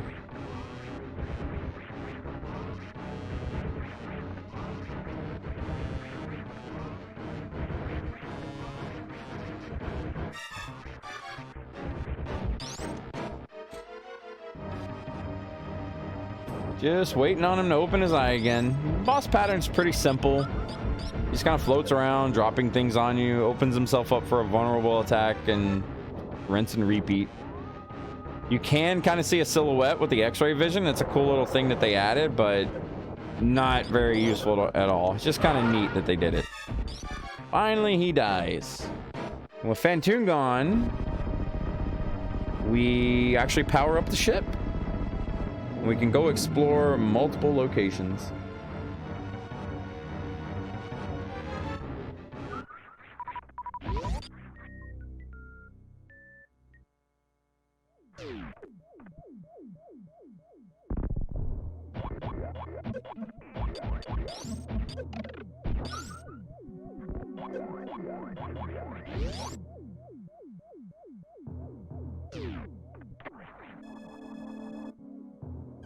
Yeah, we'll run over here and get our map. We can see this area is actually not that big. The ship isn't. But you're here for a little while. Not as long as you're in like Meridia or Brinestar or Norfair, but you're here for a good minute. I'll use these power bombs and make my way over towards this power up that I couldn't get earlier. Now it can because the robots are actually alive. And, mind you, the spikes are moving, so therefore they hurt now. I don't know the reasoning behind that, but it is what it is. More super missiles.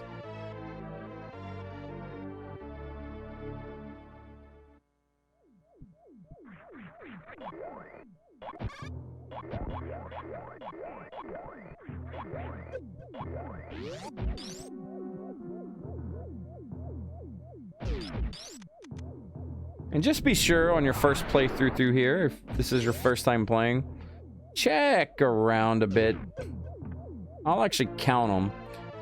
So far we have 2 super missiles. But make yourself a checklist, because it's something I really need to do when I do a playthrough of here, because I'm always missing one thing. And the one missile I'm actually missing is from a hidden area, I think it's above here. Maybe it's below. I'm not sure. There's one missile pack that I don't get until the very end of the game. Save point here. One thing to note is in every save area, there's never a secret.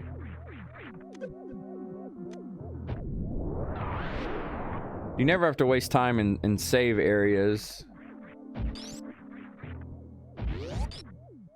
Scouring the room.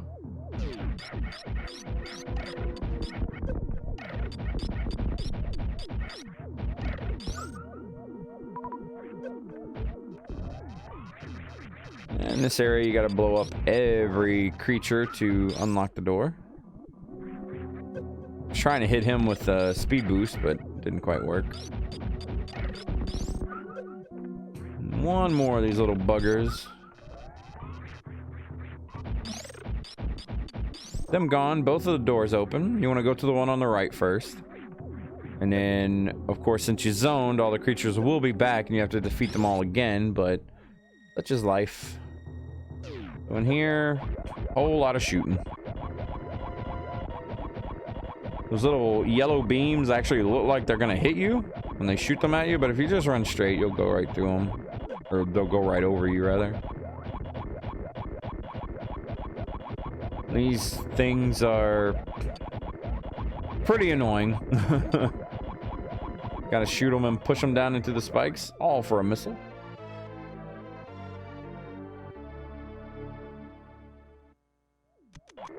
Now, like I said earlier, if you're not sure about something, use a power bomb. I, for some reason, thought to myself that there was a power-up over there. I was wrong. Now we get to cut a swath through all these guys again.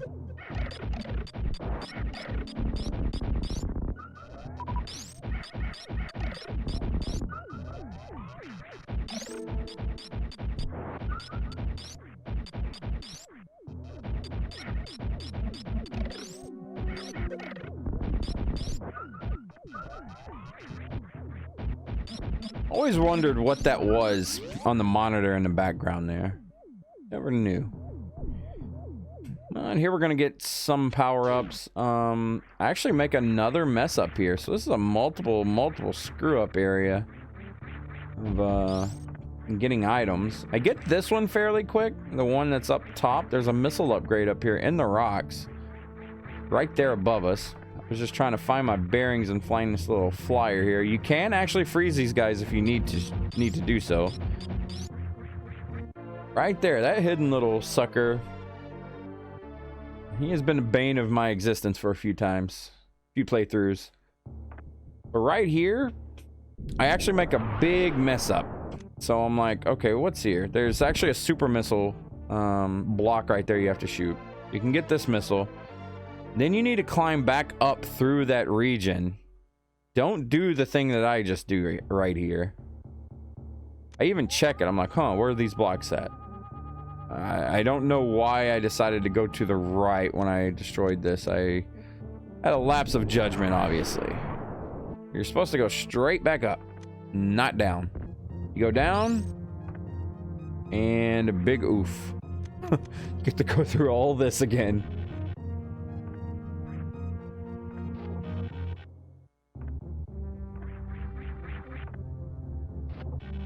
But, like I said, hey, goes to show you can mess up a whole bunch. Still get that timer. We're gonna make our way, excuse me, we're gonna make our way back up.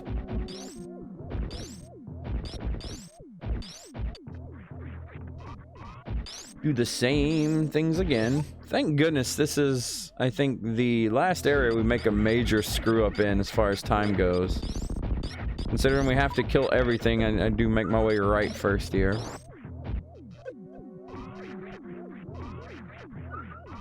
Yeah, still, those things on those monitors in the back, is that a Metroid? Like, I don't even know.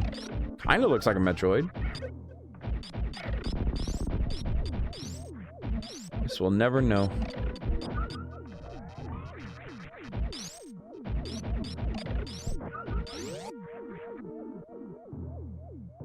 But if we would have shot our way back up, we would have shaved off probably a solid 2 or 3 minutes right there. I believe that door to the right there is pretty useless. You make your way back over here, and there's an area right there that we can bomb. I miss it twice. You gotta be precise with your regular bombs. But now, over here, we finally open up what I like to call freedom. We finally get our hands on the Varia suit.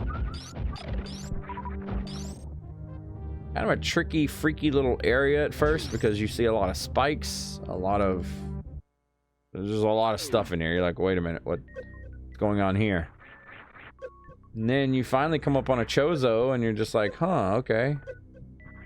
What are you? Well, make yourself a morph ball, get into his hands, and I guess magic happens. He wakes up, leads you downward, destroys the spikes, then literally carries us down some stairs.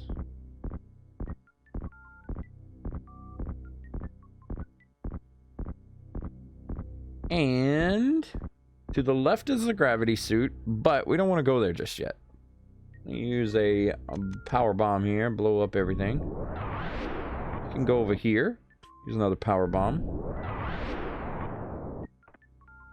Shoot these guys into the spikes again. If you notice, they actually land really evenly with the floor. Pretty important. We're going to use them to draw some speed here. You look at that, Chozo, he can actually be blown up via power bomb. What that creates is a little region for you to use your spark boosting at, which we're gonna do. This is one of the more obscure reserve tanks, I believe, in the game. You also want to be careful here. If you just charge in, that's a trap. I'm gonna jump over that.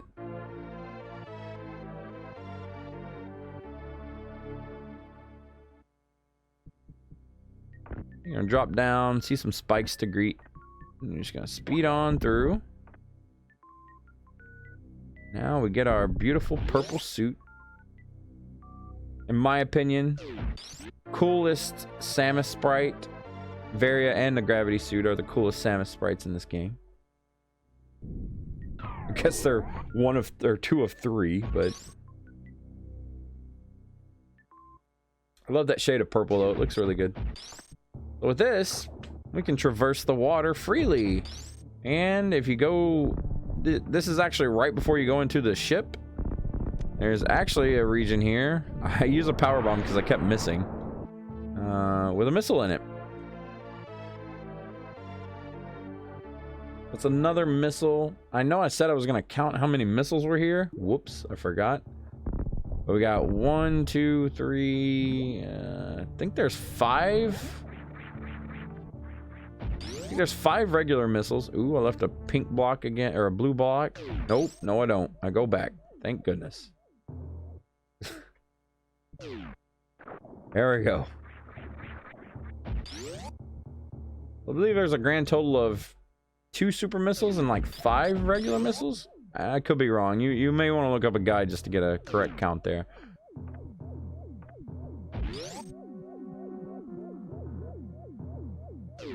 Oh, also with the gravity suit, we can go through here. Those little guys right there can be blown up with a power bomb easy. this fancy little spiked area. Gravity suit, we can traverse water and also take even more or less damage, or even less damage rather.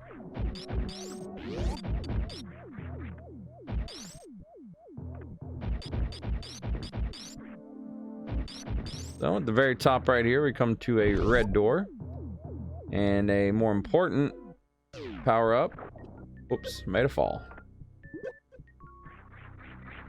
Another E-tank. Never have too much energy. I wasn't quite sure about power-ups because this is the ghost ship and it always throws me for a loop. But I had to check. Use a power bomb to check.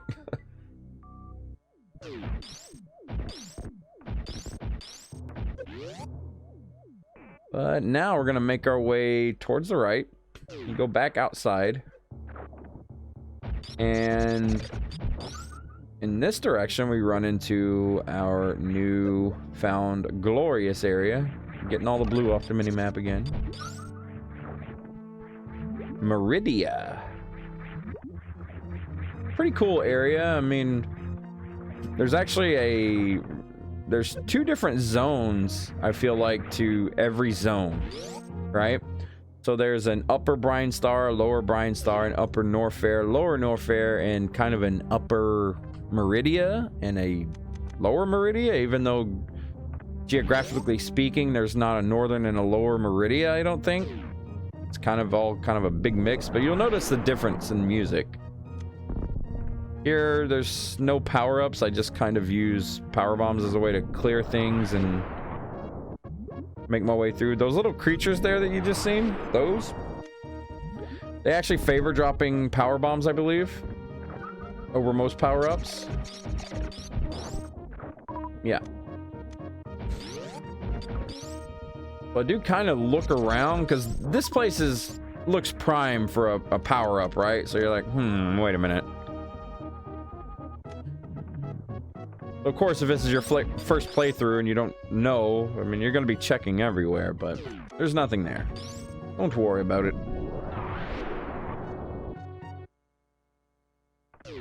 And down we go to Meridia.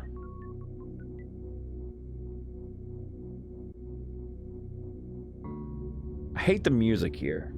I like the music in the other part of Meridia, but this music, I don't know. Kind of heebie-jeebies. I think this is a save point.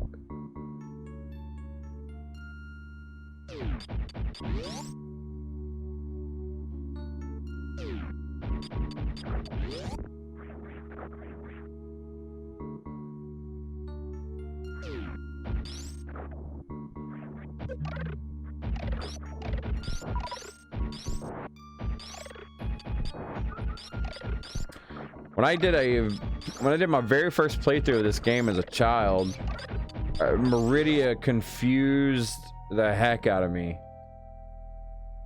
There's all these little secrets you can find in the quicksands, which I believe I go down. This room's basically useless to you right now because you're gonna be backtracking through here later on to get an upgrade. So you want to go down through the quicksand. Like these, I didn't even know these existed as a child. I was just like, huh? You can go down? Because, you know, most Mario games you play, hey, you don't need to go down. But yeah, that wasn't really much there. That just kind of opened up our map a little bit. But we're back into that same room I said was useless. If you go all the way left, you actually go to where you need to go. So, hey. The room's not completely useless, right? It's actually the correct way to go. So we're gonna wind up down here. I don't know why I wanted to open that door, but I did. And I don't remember what kind of blocks these are needed to blow up. Right here I'm about to do another sequence block, or sequence break. So basically what's going on right here is there's an area, I believe in the next room, where you can use the grappling hook to break apart a block. Right. Well, Obviously, when this block goes away, you can jump up here. Jumping in the quicksand is very frustrating. You got to hit it at the very tip top, I believe, and you can get a full jump off. Usually it's kind of like a keep you down jump, but we finally landed. I think you're supposed to come through here with the space jump, but again, if you know how to wall jump, you can kind of do things a little differently. And then we're going to end up in this area. Now, when you first see this creature, don't blow him up. First thing you want to do is do a power bomb ASAP. If you don't do a power bomb ASAP, you have to wait on him to climb all the way around the room and back to those pillars. If you use a power bomb really quickly, he can go ahead and get here straight, or right off the bat, basically. But if you do kill him, you got to rezone to make him respawn, because you need him to take out all these sand blocks. Your first instinct when you see a creature in Metroid is to actually shoot it, right? This is the one instance where you shouldn't. It's kind of neat though. You can actually look at the saw blades on his feet. They change when he lands. You can kill him at the end. I know. What a terrible person I am, I guess, betraying our buddy.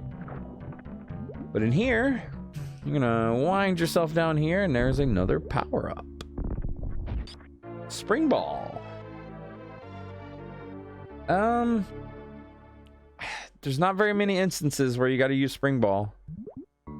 Not really needed, I don't believe, to finish the game, but I guess a lot of the power-ups aren't absolutely needed. Good to know speed boost doesn't actually kill him.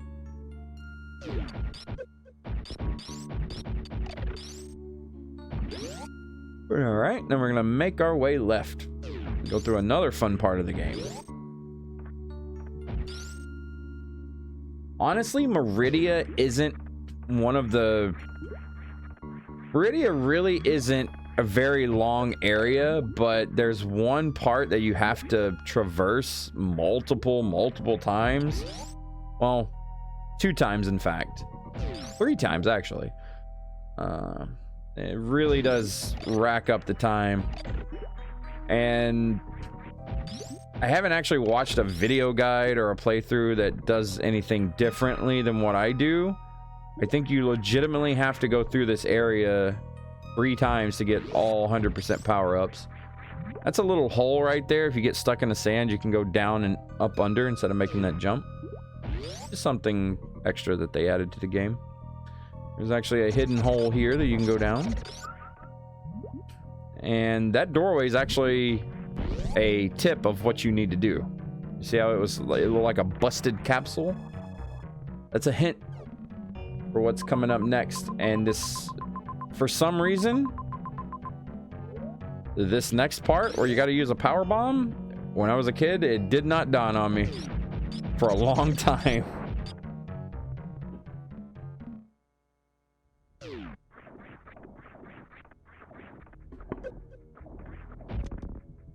And you're going to use a super missile there and get across. And this little tube here that we ran across twice already, use a power bomb inside the tube. Kapow. Down here's a little save point. Obviously, you don't want to blow that up until you get your gravity suit because, well, you don't want to be floating around here with no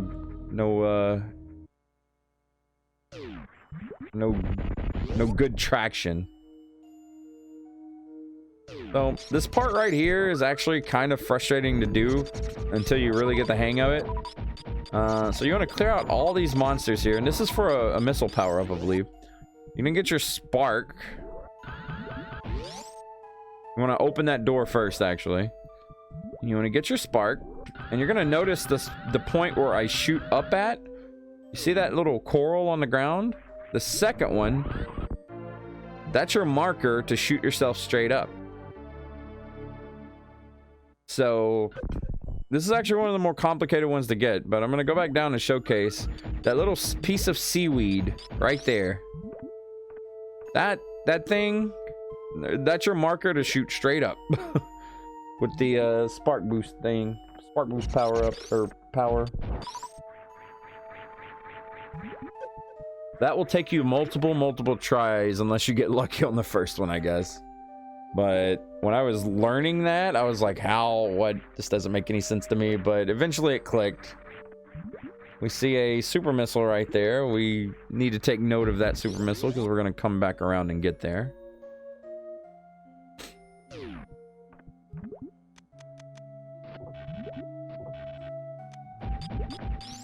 So you can see right here, you're actually supposed to use that monster as a guide. You can see that he goes inside. But we already know where it's at, so we just kind of make our way there. There's actually quite a few hidden missiles in this region that can really trick you the first time through.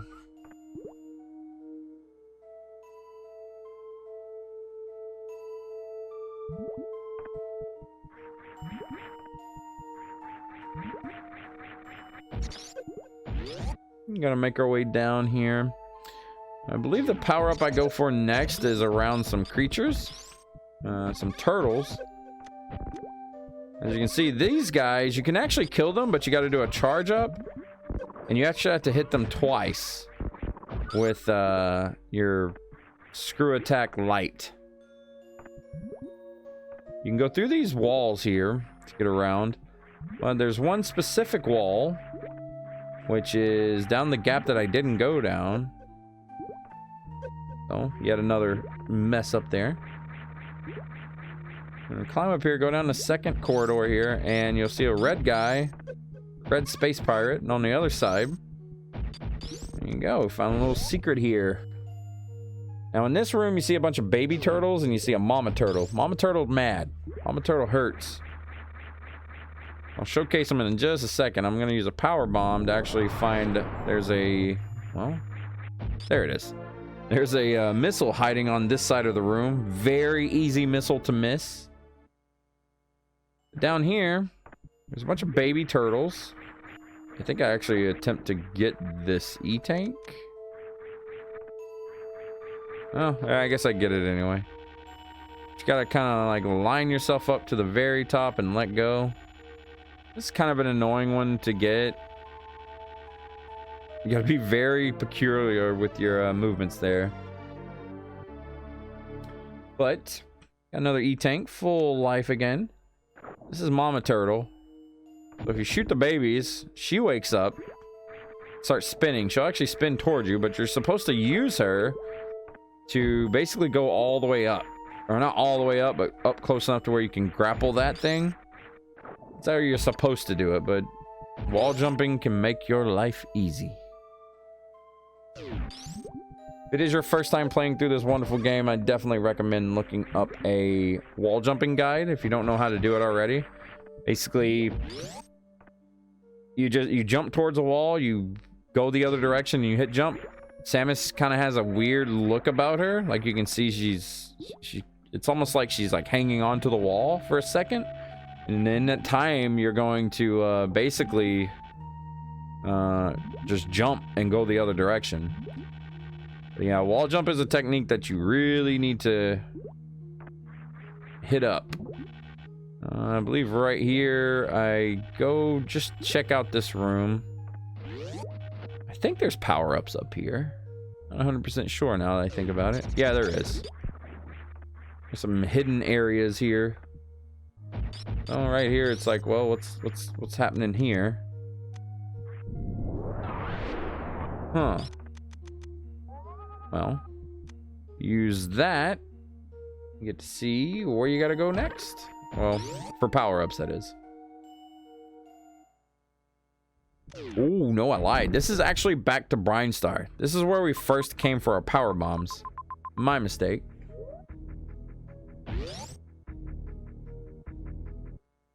But that's a shortcut out of Meridia towards your ship, if you need to just so happen to go there.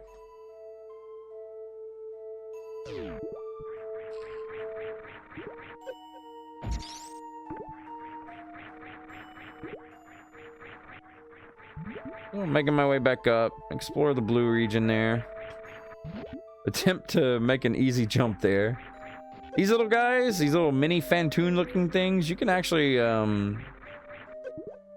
grapple onto them. For some reason, I'm thinking to myself like, oh, I can make this wall jump. You probably can if you're really good with wall jumping. Like I said, I'm a normal-ish wall jumper at best. But you're supposed to grapple onto these guys and give yourself a little boost. Another area you can probably wall jump if you're really good. For us lazies, just use the grappling book or beam. So this area up from here, this is where the power-ups are, not that other region. There's quite a few missile upgrades in this region. I believe there's 2 missiles and 1 super missile, and they're pretty hidden.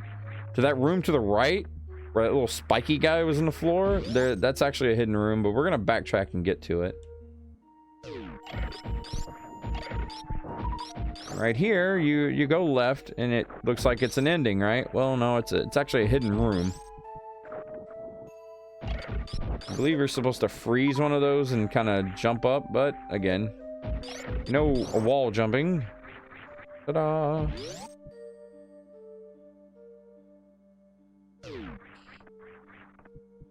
Right here, you're gonna fall down. It looks like nothing, but in the center there is a hidden floor. The super missile and a missile inside.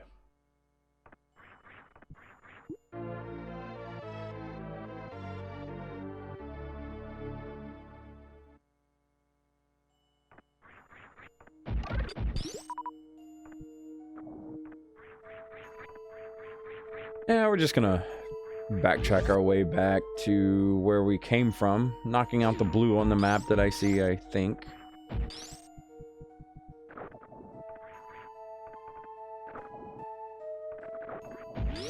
Now, I like this kind of music. This music's eerie.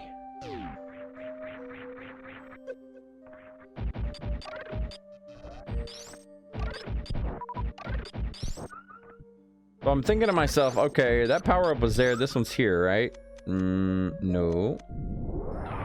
I even use my X-ray vision just to make sure. But I know there's another power-up here. I just don't know where quite yet, but we find it. There's actually a hidden wall here. It's the one I was speaking of earlier with the spiky guy. And there you go. Another missile. Easy to miss missile.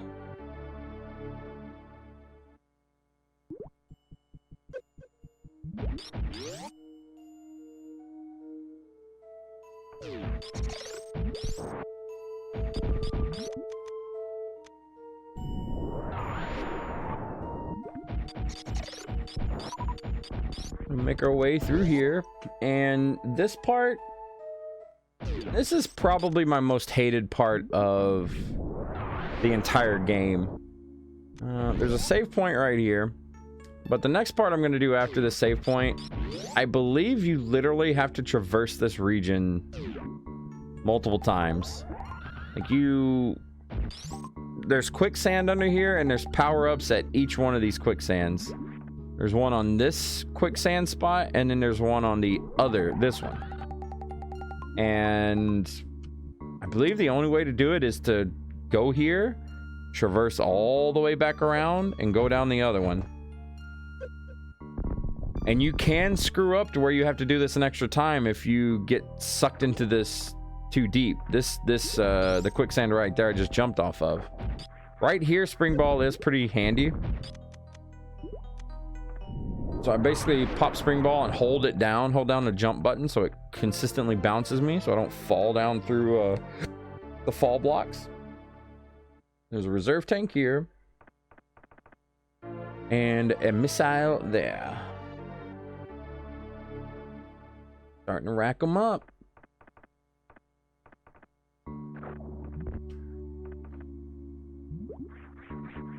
Just as a double check, I check here. There's nothing but a rock. But I wasn't 100% certain, so I did just check for certainty.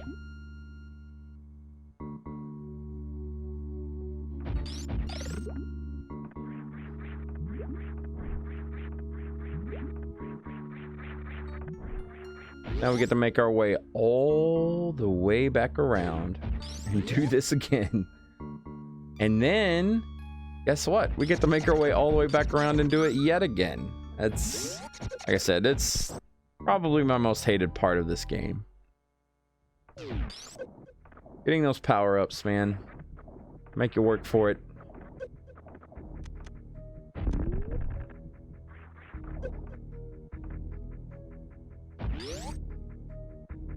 Go back to the busted tube and work our way up. And actually, this is the only way that I know of doing this. If anyone knows anything faster, hey, hit up them comments. Let me know.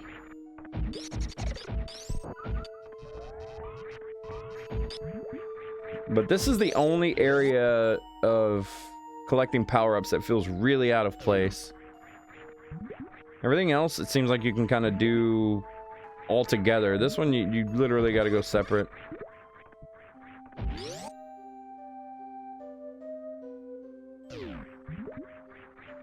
So here we are again. I'm thinking I'm gonna freeze this guy this time.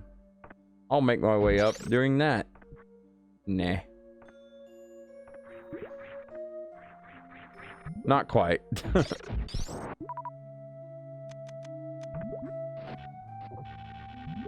These things actually inflate and deflate, so that can change your trajectory quite a bit. Now I know I can make that jump.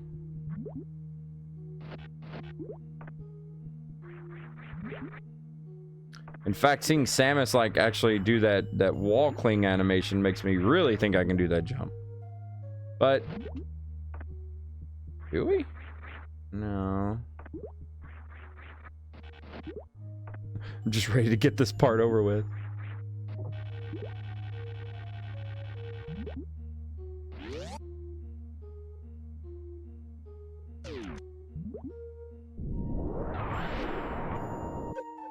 So we're literally making our way back to that first quicksand pool to get the other two power-ups. Then we can finally continue on with Meridia.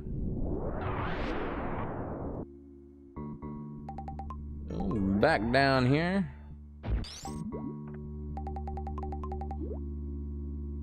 I don't know what those little things with the shells are. That just kind of freaked me out. It's cool that you can knock them around. Of course, you can kill these guys for power bombs.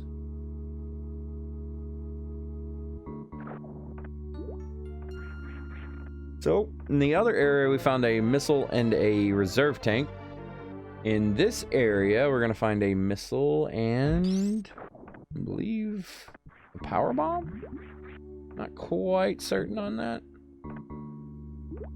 Don't go too far down or you got to do this whole thing over again. Don't make that mistake, please. And it's power bomb. Well, you spring ball there to keep, you know, from falling down the drop blocks. And with that, we can finally work our way back around again and continue on with Meridia, finish up Meridia. I believe of all my favorite spots in this game, my favorite would probably be, I would say, Lower Norfair. The music and the intensity of that area just feels, it feels so different from the rest of the game.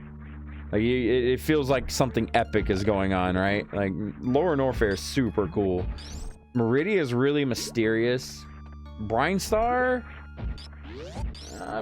is kind of mysterious too, but kind of fun in a way. Meridia is just like, I don't know. It's not a bad zone. I think it's fun, but I really don't know like what to make of it. It's just kind of creepy. And then the ghost ship just sucks. Don't worry about that one. We don't even count that. And don't miss those shots right there.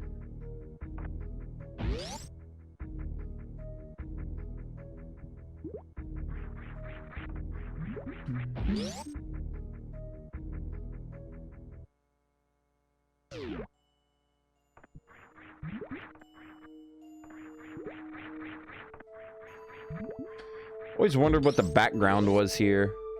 I don't really know what that is. Like some kind of like floaty pillars? Little crystals or something? I really don't know what the background is they were going for here. It looks cool.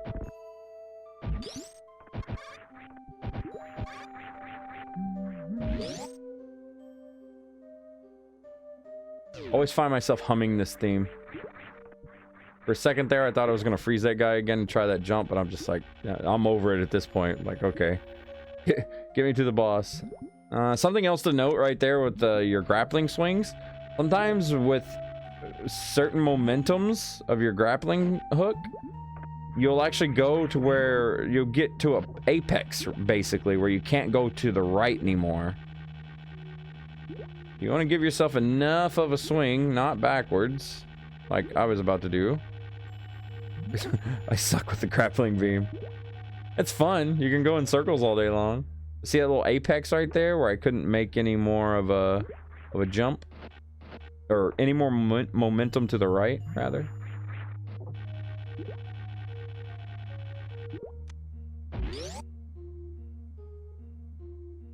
Okay, finally, we can continue.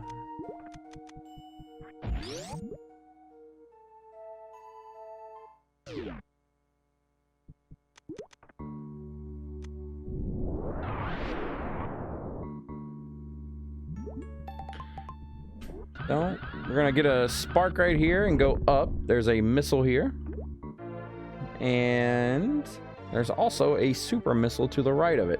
This is, again, more easily missed. You want to be careful of that block right there to my left currently. That's a fall block, I believe. If you touch it, you fall through. Yep. You want to jump over that when you're coming through here. You got to do another spark boost up through that area. Very easy to miss areas. And I totally left a blue spot on the map. Woe is me. Well, now is our... At first glance, you think, wait, those are the Metroids? These are actually weaker versions of Metroids. They're called something else. I don't quite remember their name. But they're a lot easier to kill than the actual Metroids. Speed boost through there. And in here we find another mini-boss. Really easy mini-boss. I don't even know what this thing's called. Load him up with super missiles to the head. It's basically whack-a-mole. He'll pop his head out. You just shoot him in the face.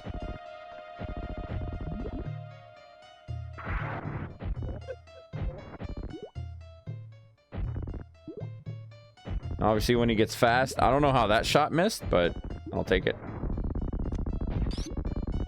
Yeah, pretty easy. If you should have plenty of super missiles here. If not, just take it slow, load him up with missiles. I believe in this area there's an energy tank, I think. Yeah, there's an energy tank up here. You can't actually get there from here. You need to go in from this side. You can spring ball, or you can just jump and hit down really quickly twice, and you'll use that forward momentum to get you through that little gap there. Easiest power up to get. I'll wipe out these monsters so they don't interrupt my my speed boost. You can't actually go down into quicksand there, or I don't think absolutely anything.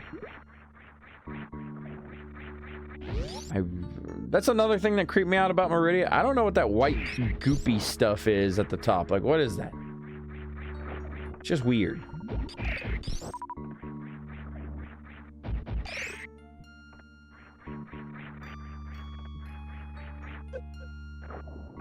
You can actually use your grappling beam to hook onto the wall there in case you don't have your wall jump down quite yet. But it's a good thing that Nintendo added that for accessibility from a lot of players. Like I said, wall jump's not the easiest thing to pull off. Definitely not the hardest, but it's not the easiest either. Save point here, and on the other side there is a missile refill, I think. No, energy refill, sorry.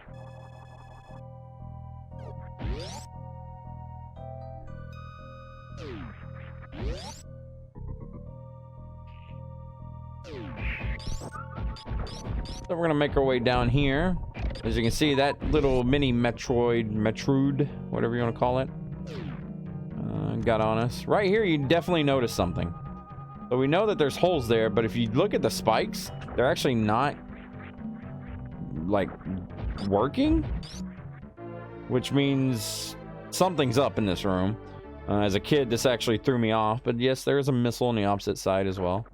But there's holes right here. You can go down. And lo, la-di-da. We waste super missiles. There's a boss in here. Now, there's multiple ways to kill this boss here. The easiest way I'm going to show you is via grappling hook. Probably one of the more well-known, most used ways to kill this boss is doing this method right here. You use missiles to actually blow apart these little, I guess, electrical units. I don't really know what you would call them. But, there's the boss. I'm gonna wait till he comes at you and shoots this goopy substance at you that'll actually stop you. But once he does that, he tries to grapple you. That stuff. That's what you want to get hit with. So he'll grab you, and he'll keep popping you with his tail. But as he's doing this, he's slowly going back and forth, back and forth, back and forth.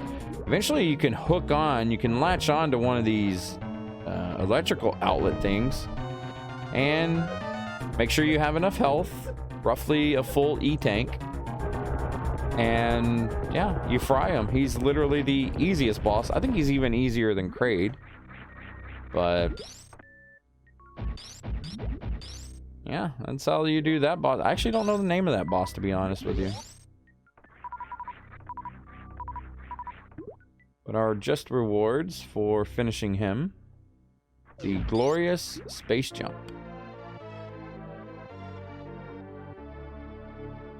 Space jump, very handy indeed.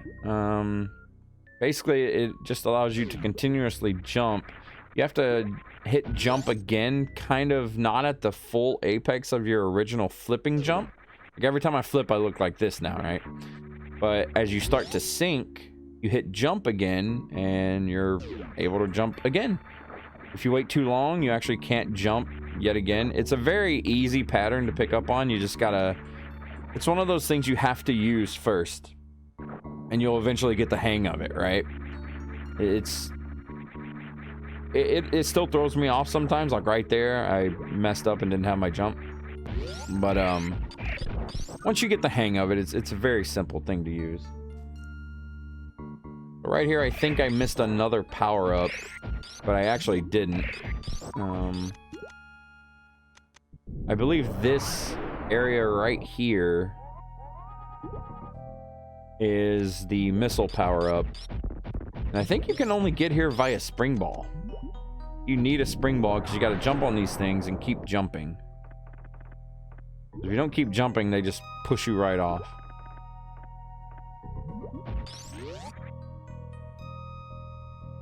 Yeah, right here's the missile upgrade or missile refill pack. Up to 195 missiles. We're making good progress there. I think we pretty much got everything. You should have 200 by this point, not 195. I remember earlier I talked about missing one of the missile packs in the ghost ship, or the crash ship, whatever you want to call it. There's no power-ups here. I don't think we have any more power-ups actually in Meridia. A bunch of those little dudes if you need to refill on super missiles, which we do, kind of. I'm usually happy just running around with about 10. See, I messed up my jump right there. Very easy to still mess up your jump with space jump if you're not careful. Yeah, we don't need to worry about any more power-ups except for our beam power that we are going to go back and grab.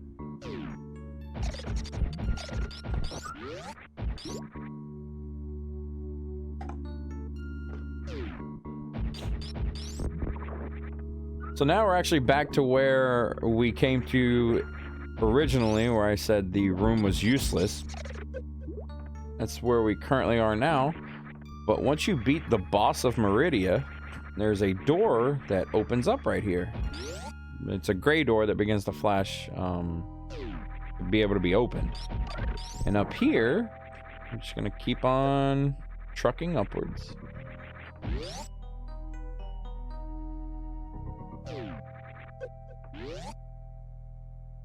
Bunch of weird little guys there. Now you see more of these red guys that you still can't quite mess with. But with this,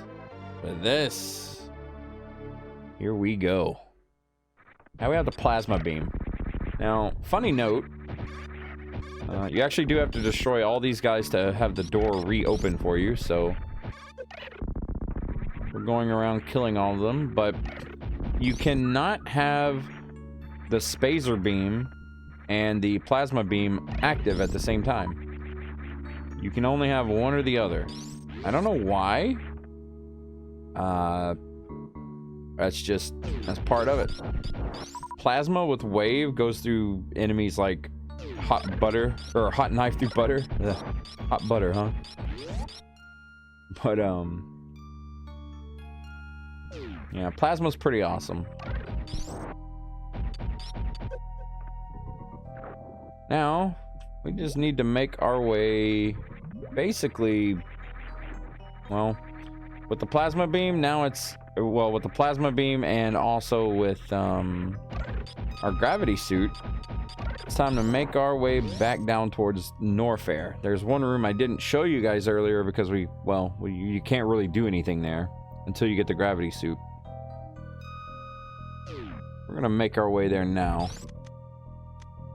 Since we're already in Meridia, we're gonna just keep on keeping on south.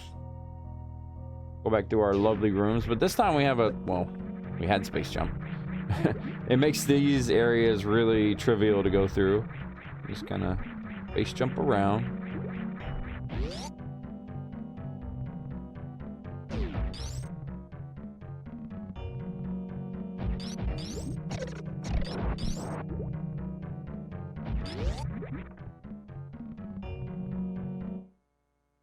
And we're gonna make our way down this way.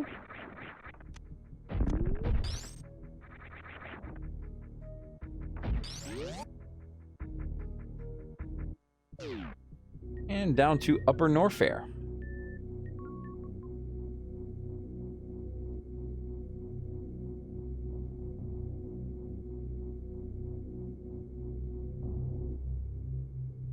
Now in Upper Norfair, we can actually make our way down to where we need to go fairly quickly. Go down to where the save point is, I think. Or no, I'm sorry. You go even further south. Or not. You actually do go to the save point. Yeah, I'm kind of mixed up still. And I just played through this the other day. Oof. Short-term memory loss. Bad thing. But you're gonna charge your way all the way over here.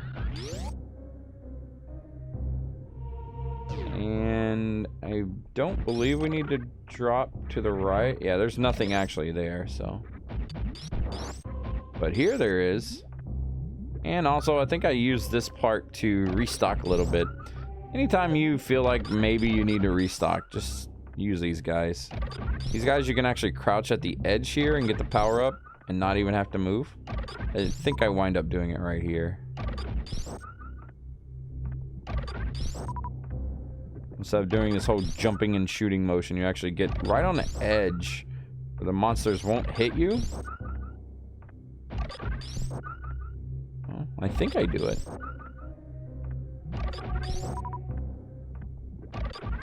We're just going for a full-on restock here. Oh, maybe I don't.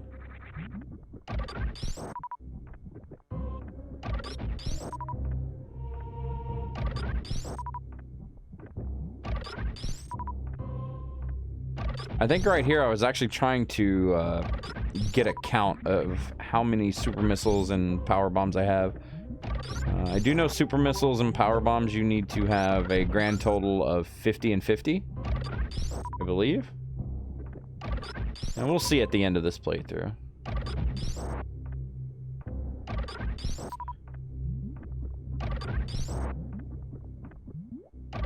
Here it is. Here's the area you need to be at where you can just continually shoot and just get power-ups.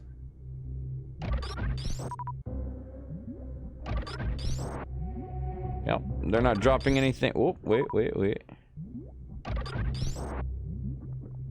So, well, we at least know that we got 35 power bombs there. 45 super missiles, so there's only one more final super missile pack that we need in the world.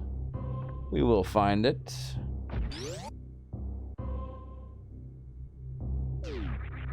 Gonna make our way across.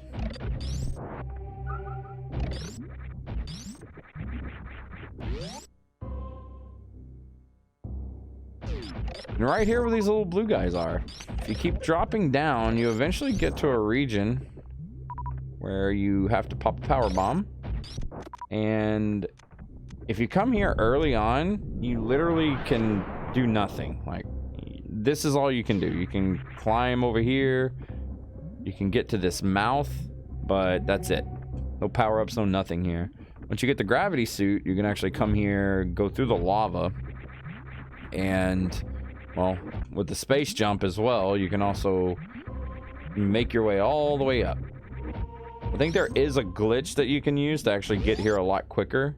Something about unequipping the gravity suit and using some kind of momentum to draw yourself upwards. I'm sure there's other YouTube videos over that, but I usually just do it normally. Space jump's handy anyway. Here is my favorite part of the game, Norfair. Like I said, the music's really cool here in my opinion. But first you always want to go left here, because if you go to the right, that's more towards where your boss is. Space jump over here. Destroy this with some power, or with a power bomb. Getting the Chozo's hand again. This one, he doesn't take you for a walk, but you know, he'll lower the lava for you. Granted, even though we do have the gravity suit, we still take damage with lava that looks like it's, I guess, seething rather than bubbling.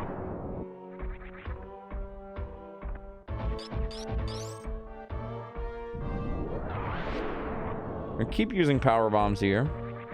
Yeah, lava that looks like that actually still hurts you in the gravity suit. The lava that we seen earlier that we were actually in the middle of, we can do that. You want to be really careful here. Those are fall blocks, so you actually want to space jump your way over or spring ball your way over. Spring balls work really well there to get this missile, or else you're gonna have to backtrack the entire little area we just went through. And this asshole likes to jump on you.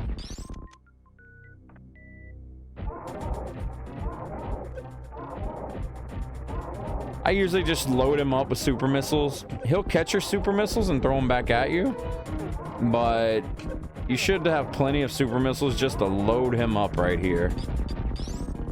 Keep hitting him and blowing him up. And remember earlier I said we had 45 super missiles? Well, if you come up here, you actually gotta drop a power bomb, I guess, up here. Where he fell from is our last super missile pack. Well, there we go. Got that bad boy. We are finished with super missiles. Anything left is regular missiles and power bombs. Now we have screw attack, which is it's basically the strongest attack in the game on enemies that it can affect. Just in case you took a little too much extra damage on that last mini boss, that Chozo hurts. Don't be upset if you actually die to him. For some reason, I think there's a missile pack here, but I was wrong. So, like I said, screw attack pretty good. These guys actually drop, they drop super missiles regularly. Thank goodness, because we need one there. Now, we get to make our way across. For some reason, I think right here I missed something. Maybe I did.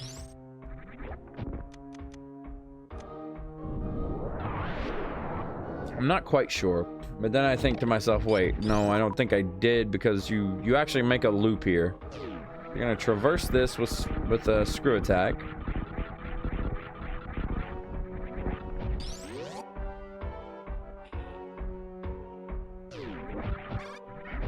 Screw attack just makes everything basically in Norfair pretty trivial. Gonna use it to break through some blocks, break through these guys. You do have to be in a flipping motion to make screw attack actually work. And there's a hidden wall up here. You can take that out, keep on going left. Right here, some fall blocks you got to be really careful about. These are regular blocks. But I'm holding down my spring ball because I know somewhere in here there's some fall blocks. Nice little heart room.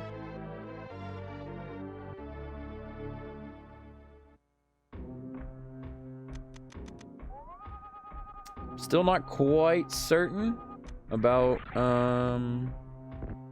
where some missiles are. Those are the fall blocks I was talking about. You gotta be really careful there, or you'll have to traverse all of this again if you're going for 100%. You got some of these big boys. Plasma beams cut right through them, so you can just run and shoot. Have your way with them. I don't recommend holding A to run and shoot there because you will take a hit, but no. Obviously, you can just do a normal walk shooting. You're gonna go through this area again. If you can help it, try not to lose your forward momentum right there. You can actually traverse this room really, really quickly if you don't. You hit the top of that pillar like I did earlier, you lose your forward momentum. It shaves off a few seconds here and there. I lose my space jump there on accident.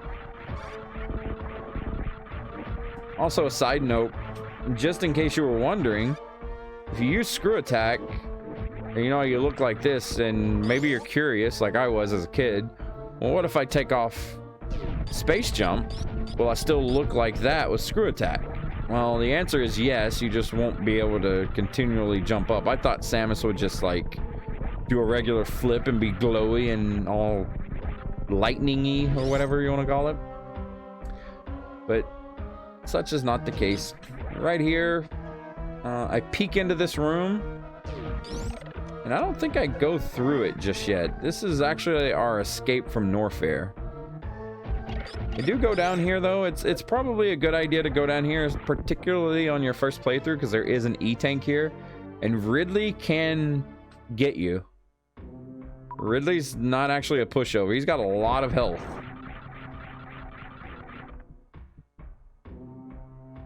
Oh, this area kind of looks like a creature. You've seen the claws there, and then the mouth right there. A stone Godzilla or something. But right here, you're actually going to go south. Little hidden blocks here. Those guys aren't affected by power bombs.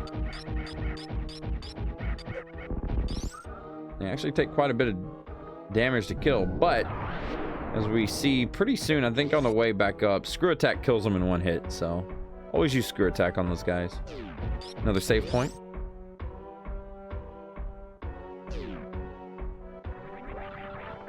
And then right down here, use your power bombs, blow your way through here.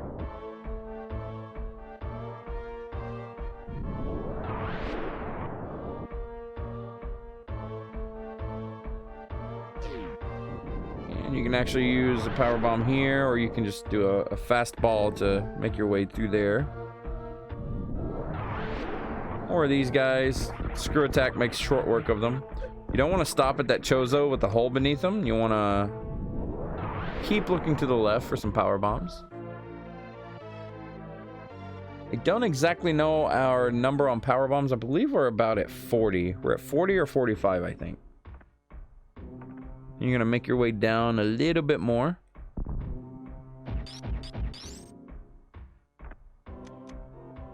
And these creatures we're about to run into, I think, are some of the most annoying ones in the world. So you basically got to shoot at them, right? And eventually they're going to flip, and then they're going to do a jump and a kick and turn yellow. Then you can shoot them with, I believe, a charge beam. I don't even know if you can shoot them with a super missile. I don't think you can. Screw attack obviously doesn't hurt them, but screw attack keeps you from taking damage from them. You have to kill those two guys to go through this door. Once you go through that door, this should be very reminiscent of Metroid 1.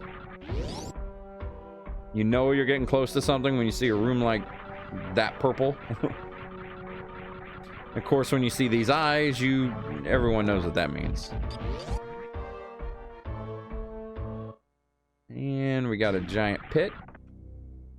And our good friend from the space station's here. He has a lot of health. But if you've been collecting everything up to this point, you should have more than enough health to actually just trade shots with him. That's kind of how I play Ridley. It becomes really fun once you run out of super missiles, because you can spam regular missiles really fast. With super missiles, there's a slight delay between shots. But with regular missiles, you can... Poop, poop, poop, poop, poop, poop, poop. It's kind of fun just seeing them flash over and over again. Like I said, your first time ever fighting Ridley for real here, it can be a struggle. He's not the easiest thing in the world to fight. And there's probably better tactics than just trading blows with him like I'm doing. But just like Metroid 1, he takes a licking.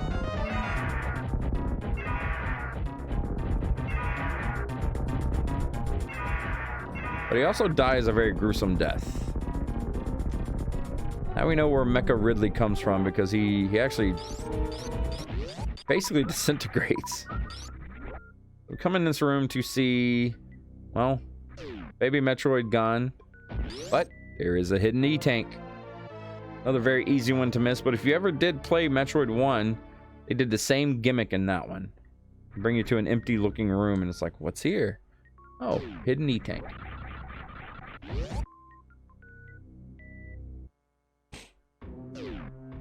Alright, so now we're going to basically traverse our way all the way back up to where we seen the stone Godzilla looking thing.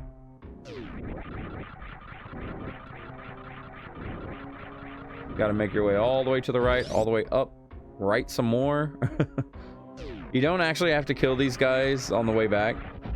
Thank goodness. They're more time consuming than fun.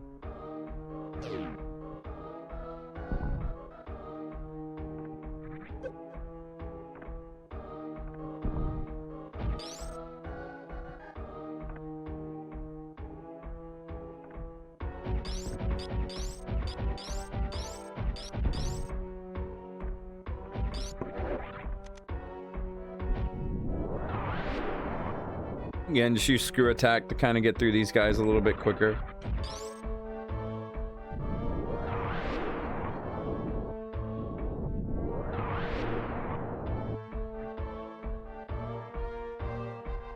Make our way up another area. For some reason, I think there's something hidden here. I always start second guessing my knowledge of this game around this point, because I'm just like, did I actually get everything? You should use a power bomb there if you got them, just to make it a little bit quicker on you. Yeah, screw attack actually kills those in one hit, so may as well use it.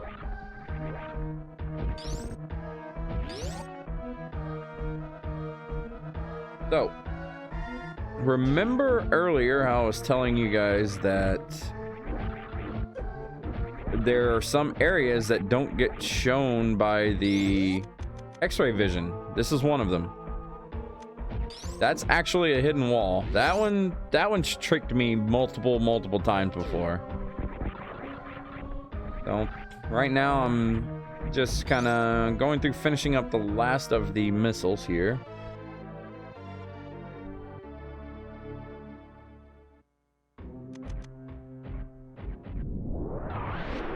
Use a power bomb there so you can blast your way over.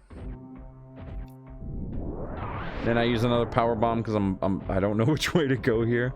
I'm just holding down spring ball at this point. Thinking, okay, how do I get across here? Okay. So we do all this just so we can get over here, and this is the room opposite of the hidden wall. You need to bomb this thing, and then these are fall blocks. And then you do the same thing to the opposite side. That may have been our 50th power bomb upgrade, actually. Now we're back here. You want to go back through the hidden wall. So you want to backtrack yourself again. Only a slight backtrack. For some reason, I think that there's something here, so I power bomb it just to check. Nothing. I'm like, okay, what I'm thinking of is obviously deeper in here. You're just gonna make your way across here. You're actually invulnerable while you use screw attack on most attacks.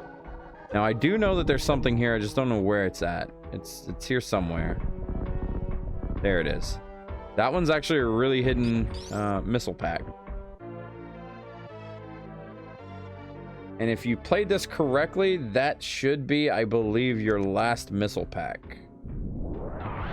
I believe. There may be one more. There is one more for us in this playthrough because we completely missed a missile pack in the ghost ship.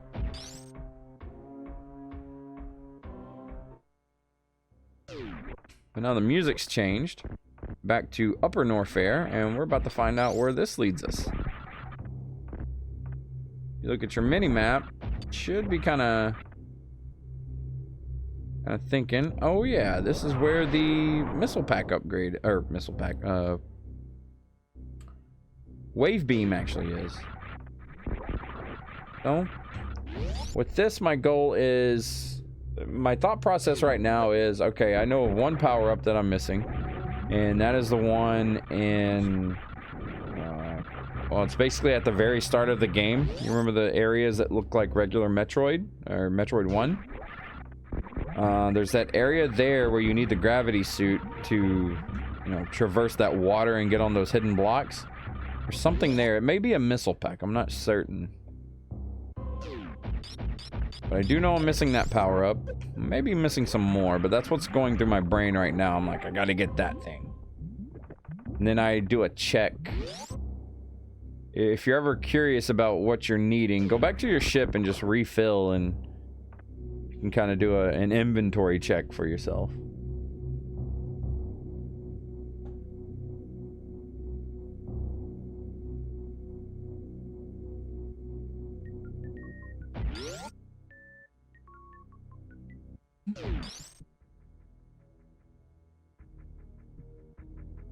Always try to jump there.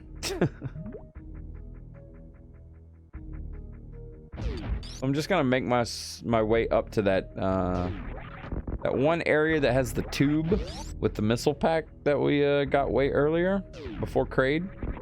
Making my way back there, and I'm going up into Criteria again. And space jump your way around. If you actually turn, it's easiest to do that way, I found. If you jump and then turn and then jump, then turn, then jump, then turn, right and left, right and left. Seems like space jump works best that way. It's probably the way it's supposed to work. Now we're back into this room. We're just gonna make our way across and see what goodie is on the other side of the on the other side of that watery area. Oh, actually, you know what? There is one item we missed over here. Remember how I said that near the charge beam, there is actually a power up there. This should be one that you pick up actually about right now. You're gonna come down here and blast this door open.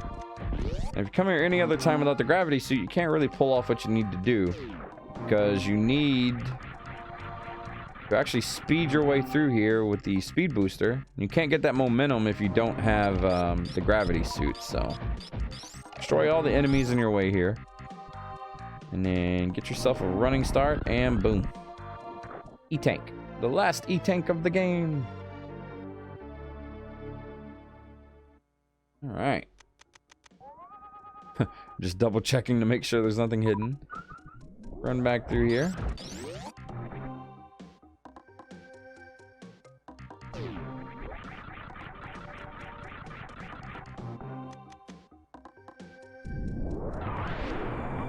That little spot can only be opened with power bombs, but Thankfully, they give you the monsters that drop power bombs right there. I don't know quite why I went up that way. My brain's kind of scattered at this point. I'm like, huh, what all am I missing? So unless you're really a master of this game, playing through it like this, you'll think twice a lot.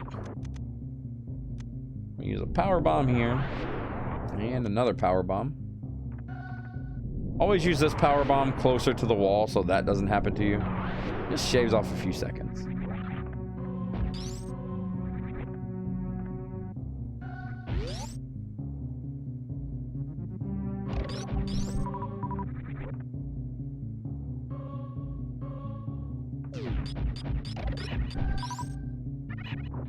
Use a power bomb here so we can get back up to where we need to go. Hate those guys. They keep dropping rocks on you. You fire yourself up here. Now that we got the gravity suit, we can safely and easily make our way up here. I believe this is a missile pack. It is. It's not just one missile pack, though. They really kind of try to get a gotcha moment on you there. These should be... Typically, these would be my last two missiles that I pick up. But I do go back to the ship, do an inventory check, and I'm thinking to myself, That's the worst feeling in the world when you're missing one missile pack somewhere. Because if you've played through the game multiple times, it's very hard to kind of remember exactly where you missed it. So it's like, okay. But me knowing me, I pretty quickly assumed that it was on the ghost ship. Because I always, almost every playthrough I do of this game, I always miss something there.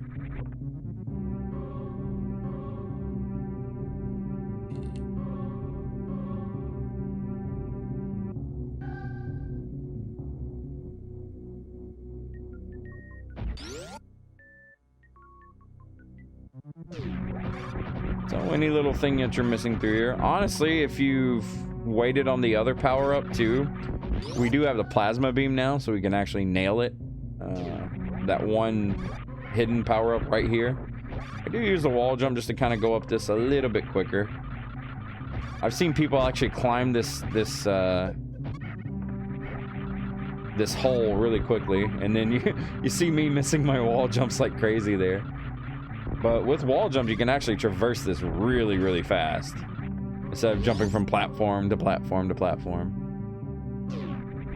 I honestly think wall jump made this game 1,000 times more fun. It allowed you to just do so much. They did whoever came up with that idea deserves a medal.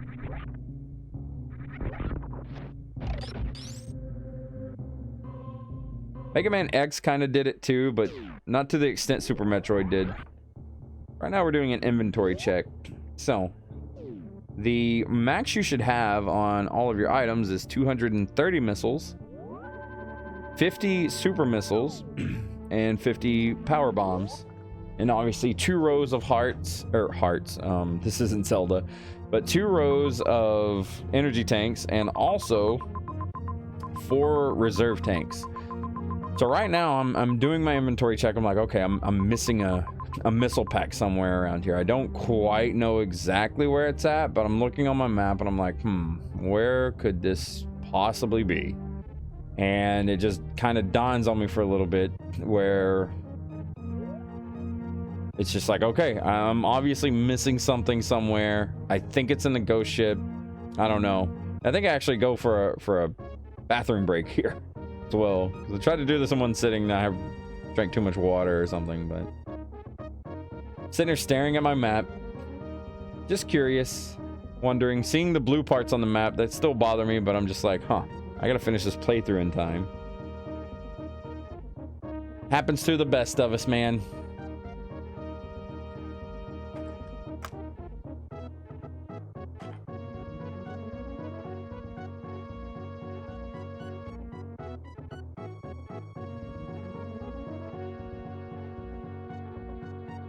At least the music's really dandy to listen to through here. I thought the music in Super Metroid was actually one of the They had one of the better soundtracks of the Super NES. I mean, there's obviously a lot more. You know, things like Chrono Trigger and such. Those are always a classic. But Final Fantasy 6, Final Fantasy 4, things like that. But Super Metroid had a really, really good soundtrack. And how the music changes for you and such. Alright, so now I come back finally, and I'm like, we're gonna go check out this ghost ship. It's somewhere there, damn it.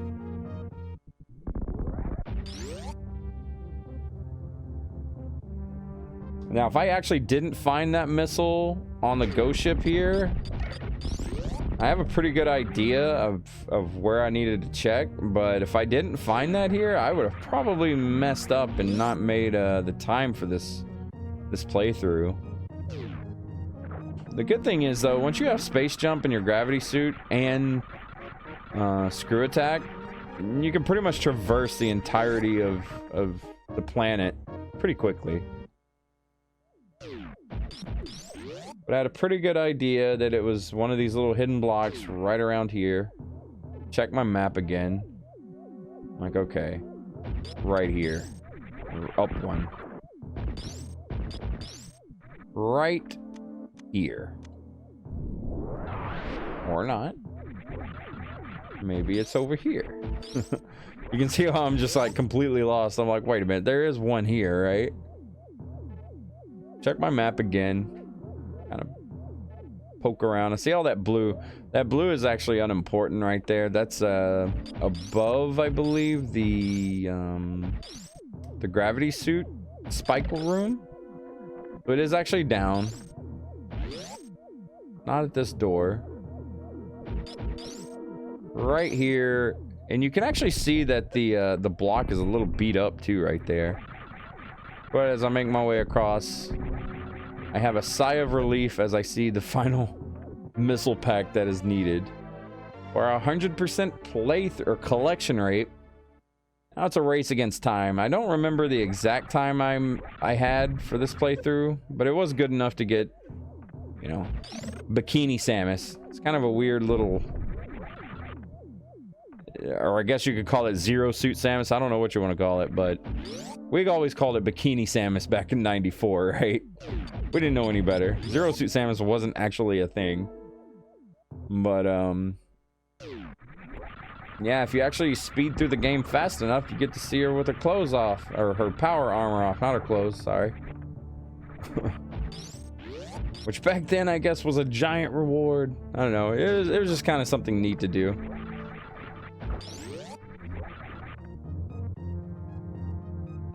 I think my very first playthrough of this game, I took my time with it. I really explored it to try and understand it better, and I got one of the worst endings. I think all it is you just shoot the screen or something at the end. I really don't remember.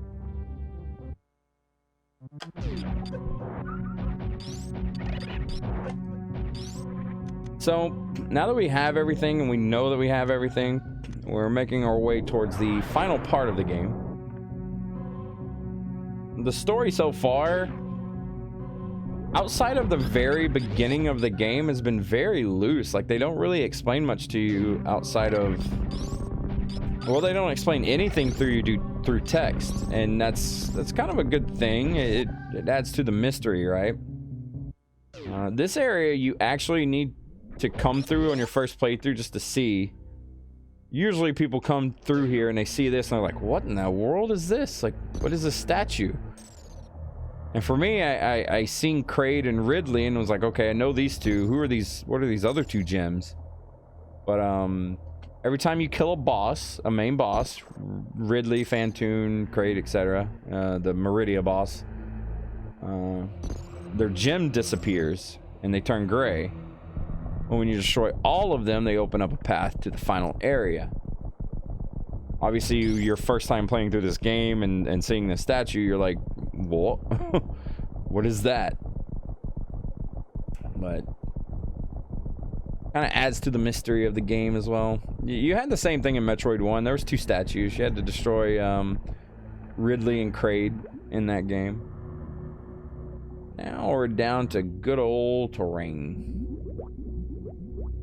terrain. I don't know how it's really said. Something to note here. This save point right here is the last save point you should ever use in the game, period. If you are not 100%, that save point, and I think it dawns on me somewhere. Yeah, it dawns on me right here. I'm like, wait a minute. This is the last save point that I need to use. There is one giant design flaw in this game, and I'm going to tell you guys when we get there, but it's the very last save point that you come across. I don't know what Nintendo was thinking with it, but yeah. These are the actual Metroids. You have to destroy each and every one of them to keep the doors to open. Easiest way to kill them: freeze them, shoot them with a super missile, or 5 regular missiles. Either one works. If they latch onto you, you have to actually use bombs. You can't actually... Oh, I don't know if you can kill them if you just use a bunch of super missiles or not. I don't think you can. You want to kill them like this. See, if one gets on you, you can use a power bomb, or 2, or 3, and actually kill them, or you can use regular bombs, and after enough regular bombs, you'll actually knock it off of you. Very frustrating thing to deal with. You're not used to it, but they're also very easy to deal with. Just like in Metroid 1, you gotta freeze them first.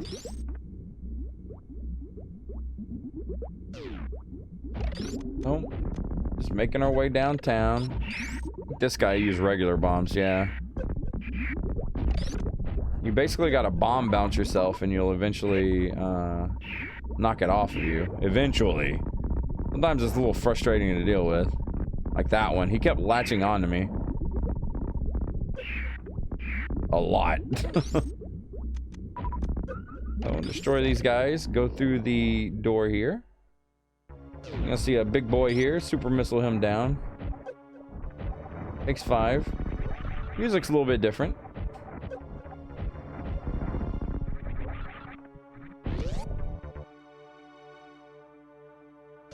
You see the ash remains of, well, that was a Chozo and a bunch of other creatures here. Something's been eating everything. Wonder who it could be.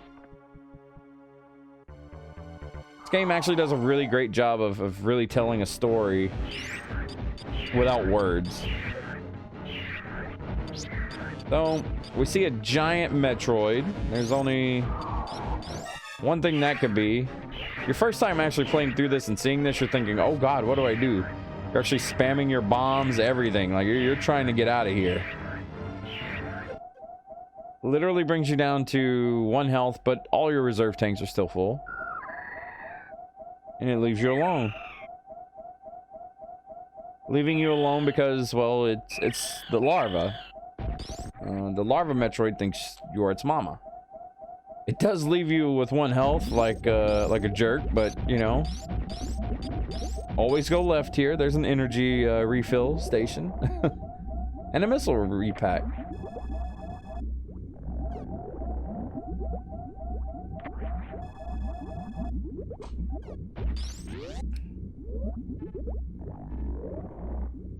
Okay, so we'll make our way down to the final bits of this glorious game. Always a pleasure to play through this game. No matter how many times I've played through it, I always enjoy doing it again and again. Oh, that's usually a signal for a boss room. What that basically is a signal for: do not ever use this save room. If you guys use this save room, I even got Samus telling you no. That's a big no-no. Use that save room, you actually cannot go back out in the world. Because anything past... You can't do it on this save file if you save there. Obviously, we have everything, so we don't have to worry about it. But if you want to ever go back out in the world and 100% it, you can't leave. Because right where the baby Metroid, like, well, I call it a baby. Right where that big Metroid was, that door is actually locked. So here's Mother Brain. Kind of like Metroid 1. You're gonna break the glass and light her up.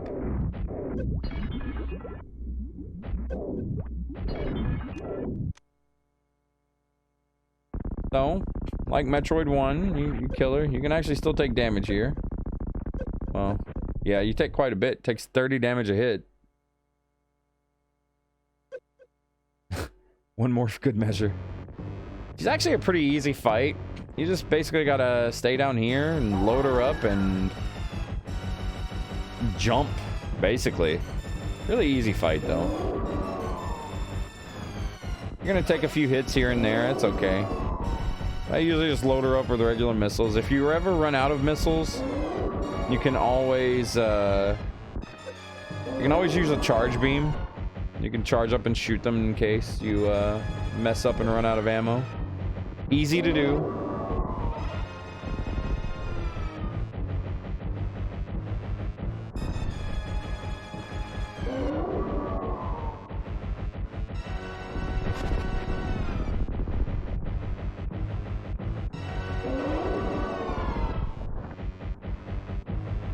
Once you run out, she's basically done. Or you're basically almost done with the fight when she starts doing this. There's nothing you can do to really stop it, so you're gonna take a hit of this rainbow leprechaun beam or something, whatever that is. A hyper beam. I'm sorry. That's actually what it's called. Once you get it, it's called a hyper beam. Once you get down below a certain threshold of health, Samus actually can't stand up again. So at this point, you know, you're probably like spamming your controller or flinging it at the TV or something. Like, what's going on? Controller's broken. No, not the case. Part of the story. Mother Brain's about to come in for the killing blow here. And our boy comes and saves us. Or girl, or Metro. We'll just call it a Metroid. Our baby. That's our baby.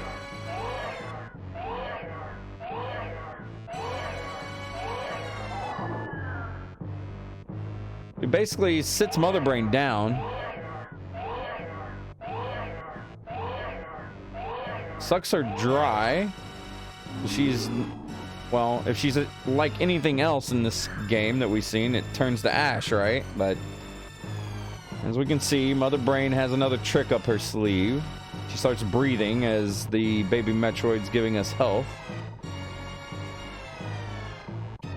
And Mother Brain mad. So what does she do? Mother Brain goes after our baby.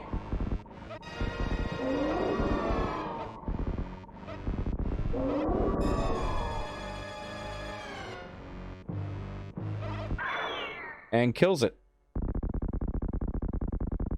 So now Samus is mad, or basically she's powered up by the hyper beam that the baby Metroid gave us. So that's our new shot. That's our new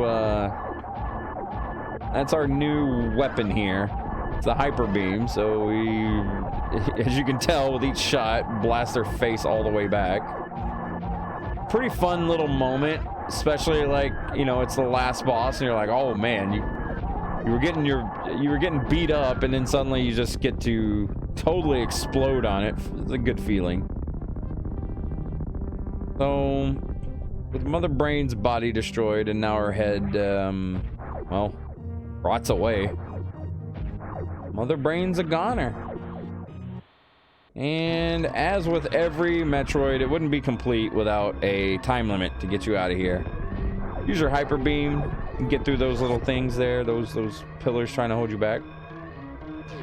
I didn't quite remember the correct path. There's actually a little maze right here in this room where there's one of 3 paths you can go down, but always take the second one here. They do everything they can to kind of confuse you. With all the explosions going on and feeling like really rushed, it's easy to feel that way. So there's another maze. I'm gonna drop down, I think, first, right? Again, I'm not even certain. If you go to the top and sprint your way over, nah, you're gonna go up here and then over. Keep firing your hyper laser through the wall there, or hyper beam through the wall there. You're going to kill some of the monsters that you need to possibly get out of your way. But You have to go all the way in, down, and then all the way left again. Hug that wall so you can get to this door. Now this should look familiar to you. We're here again. Our lovely little corridor that they make you go through one more time. I believe if you try to go through that secret door, it's blocked off. It's actually grayed out. There is one more secret remaining in this game that we have to get. And I'll lead you guys there right now.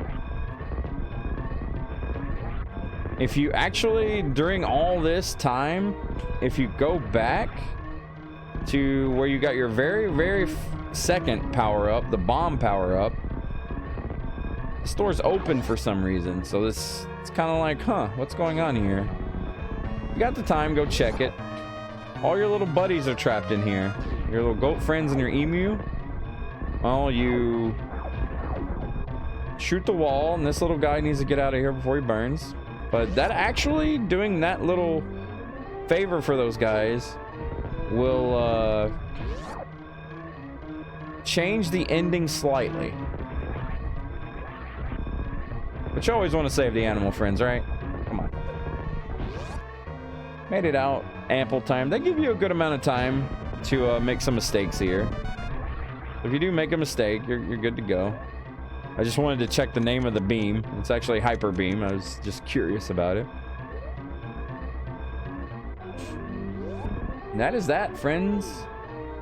That is Super Metroid in a nutshell playthrough, 100%. The ending difference I was telling you guys about with saving the little animals. If you look to the right of the planet, you'll see a little pink starship shootout. Right about...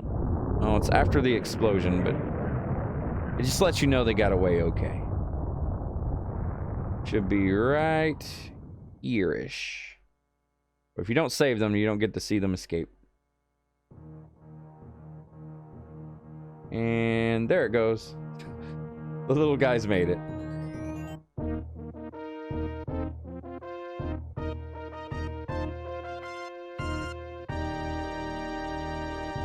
Okay, so our clear time was 2:12. Not the speediest of runs, of course. It wasn't meant to be a full-on speed run. I was enjoying the game. But, yeah. That just goes to show you can make plenty of mistakes, guys, and still make the 100%, or the best ending mark, rather. And 100%. Always a pleasure, like I said, playing through this game. Something I dearly enjoyed as a kid. Played through this game too many times on the actual NES, and now I'm even older and get to go back and play it some more.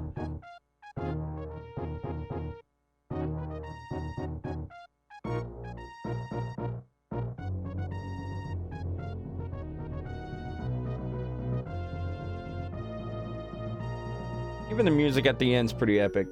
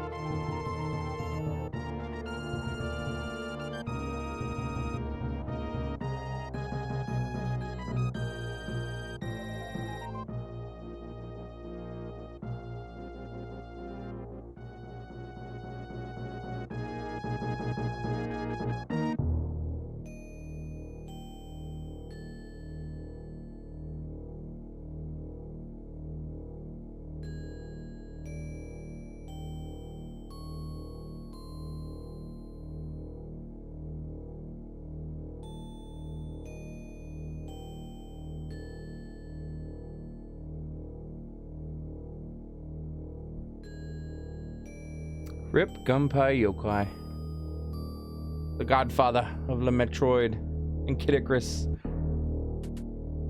killed by a car crash, or a car accident in Japan, actually. But here's our just reward for beating the game in, I believe, under 3 hours. See Samus like this, and let you know you did it in time. And then they actually give you a percentage completion, I believe, here at the end, too. And here it is.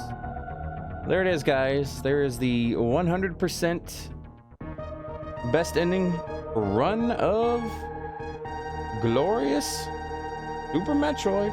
Hope you guys have enjoyed it. I definitely enjoyed kind of rewatching my playstyle and seeing everything that's going on. And if you like this video, guys, be sure to like, favorite, subscribe for me. I would appreciate it. We'll see you guys next time.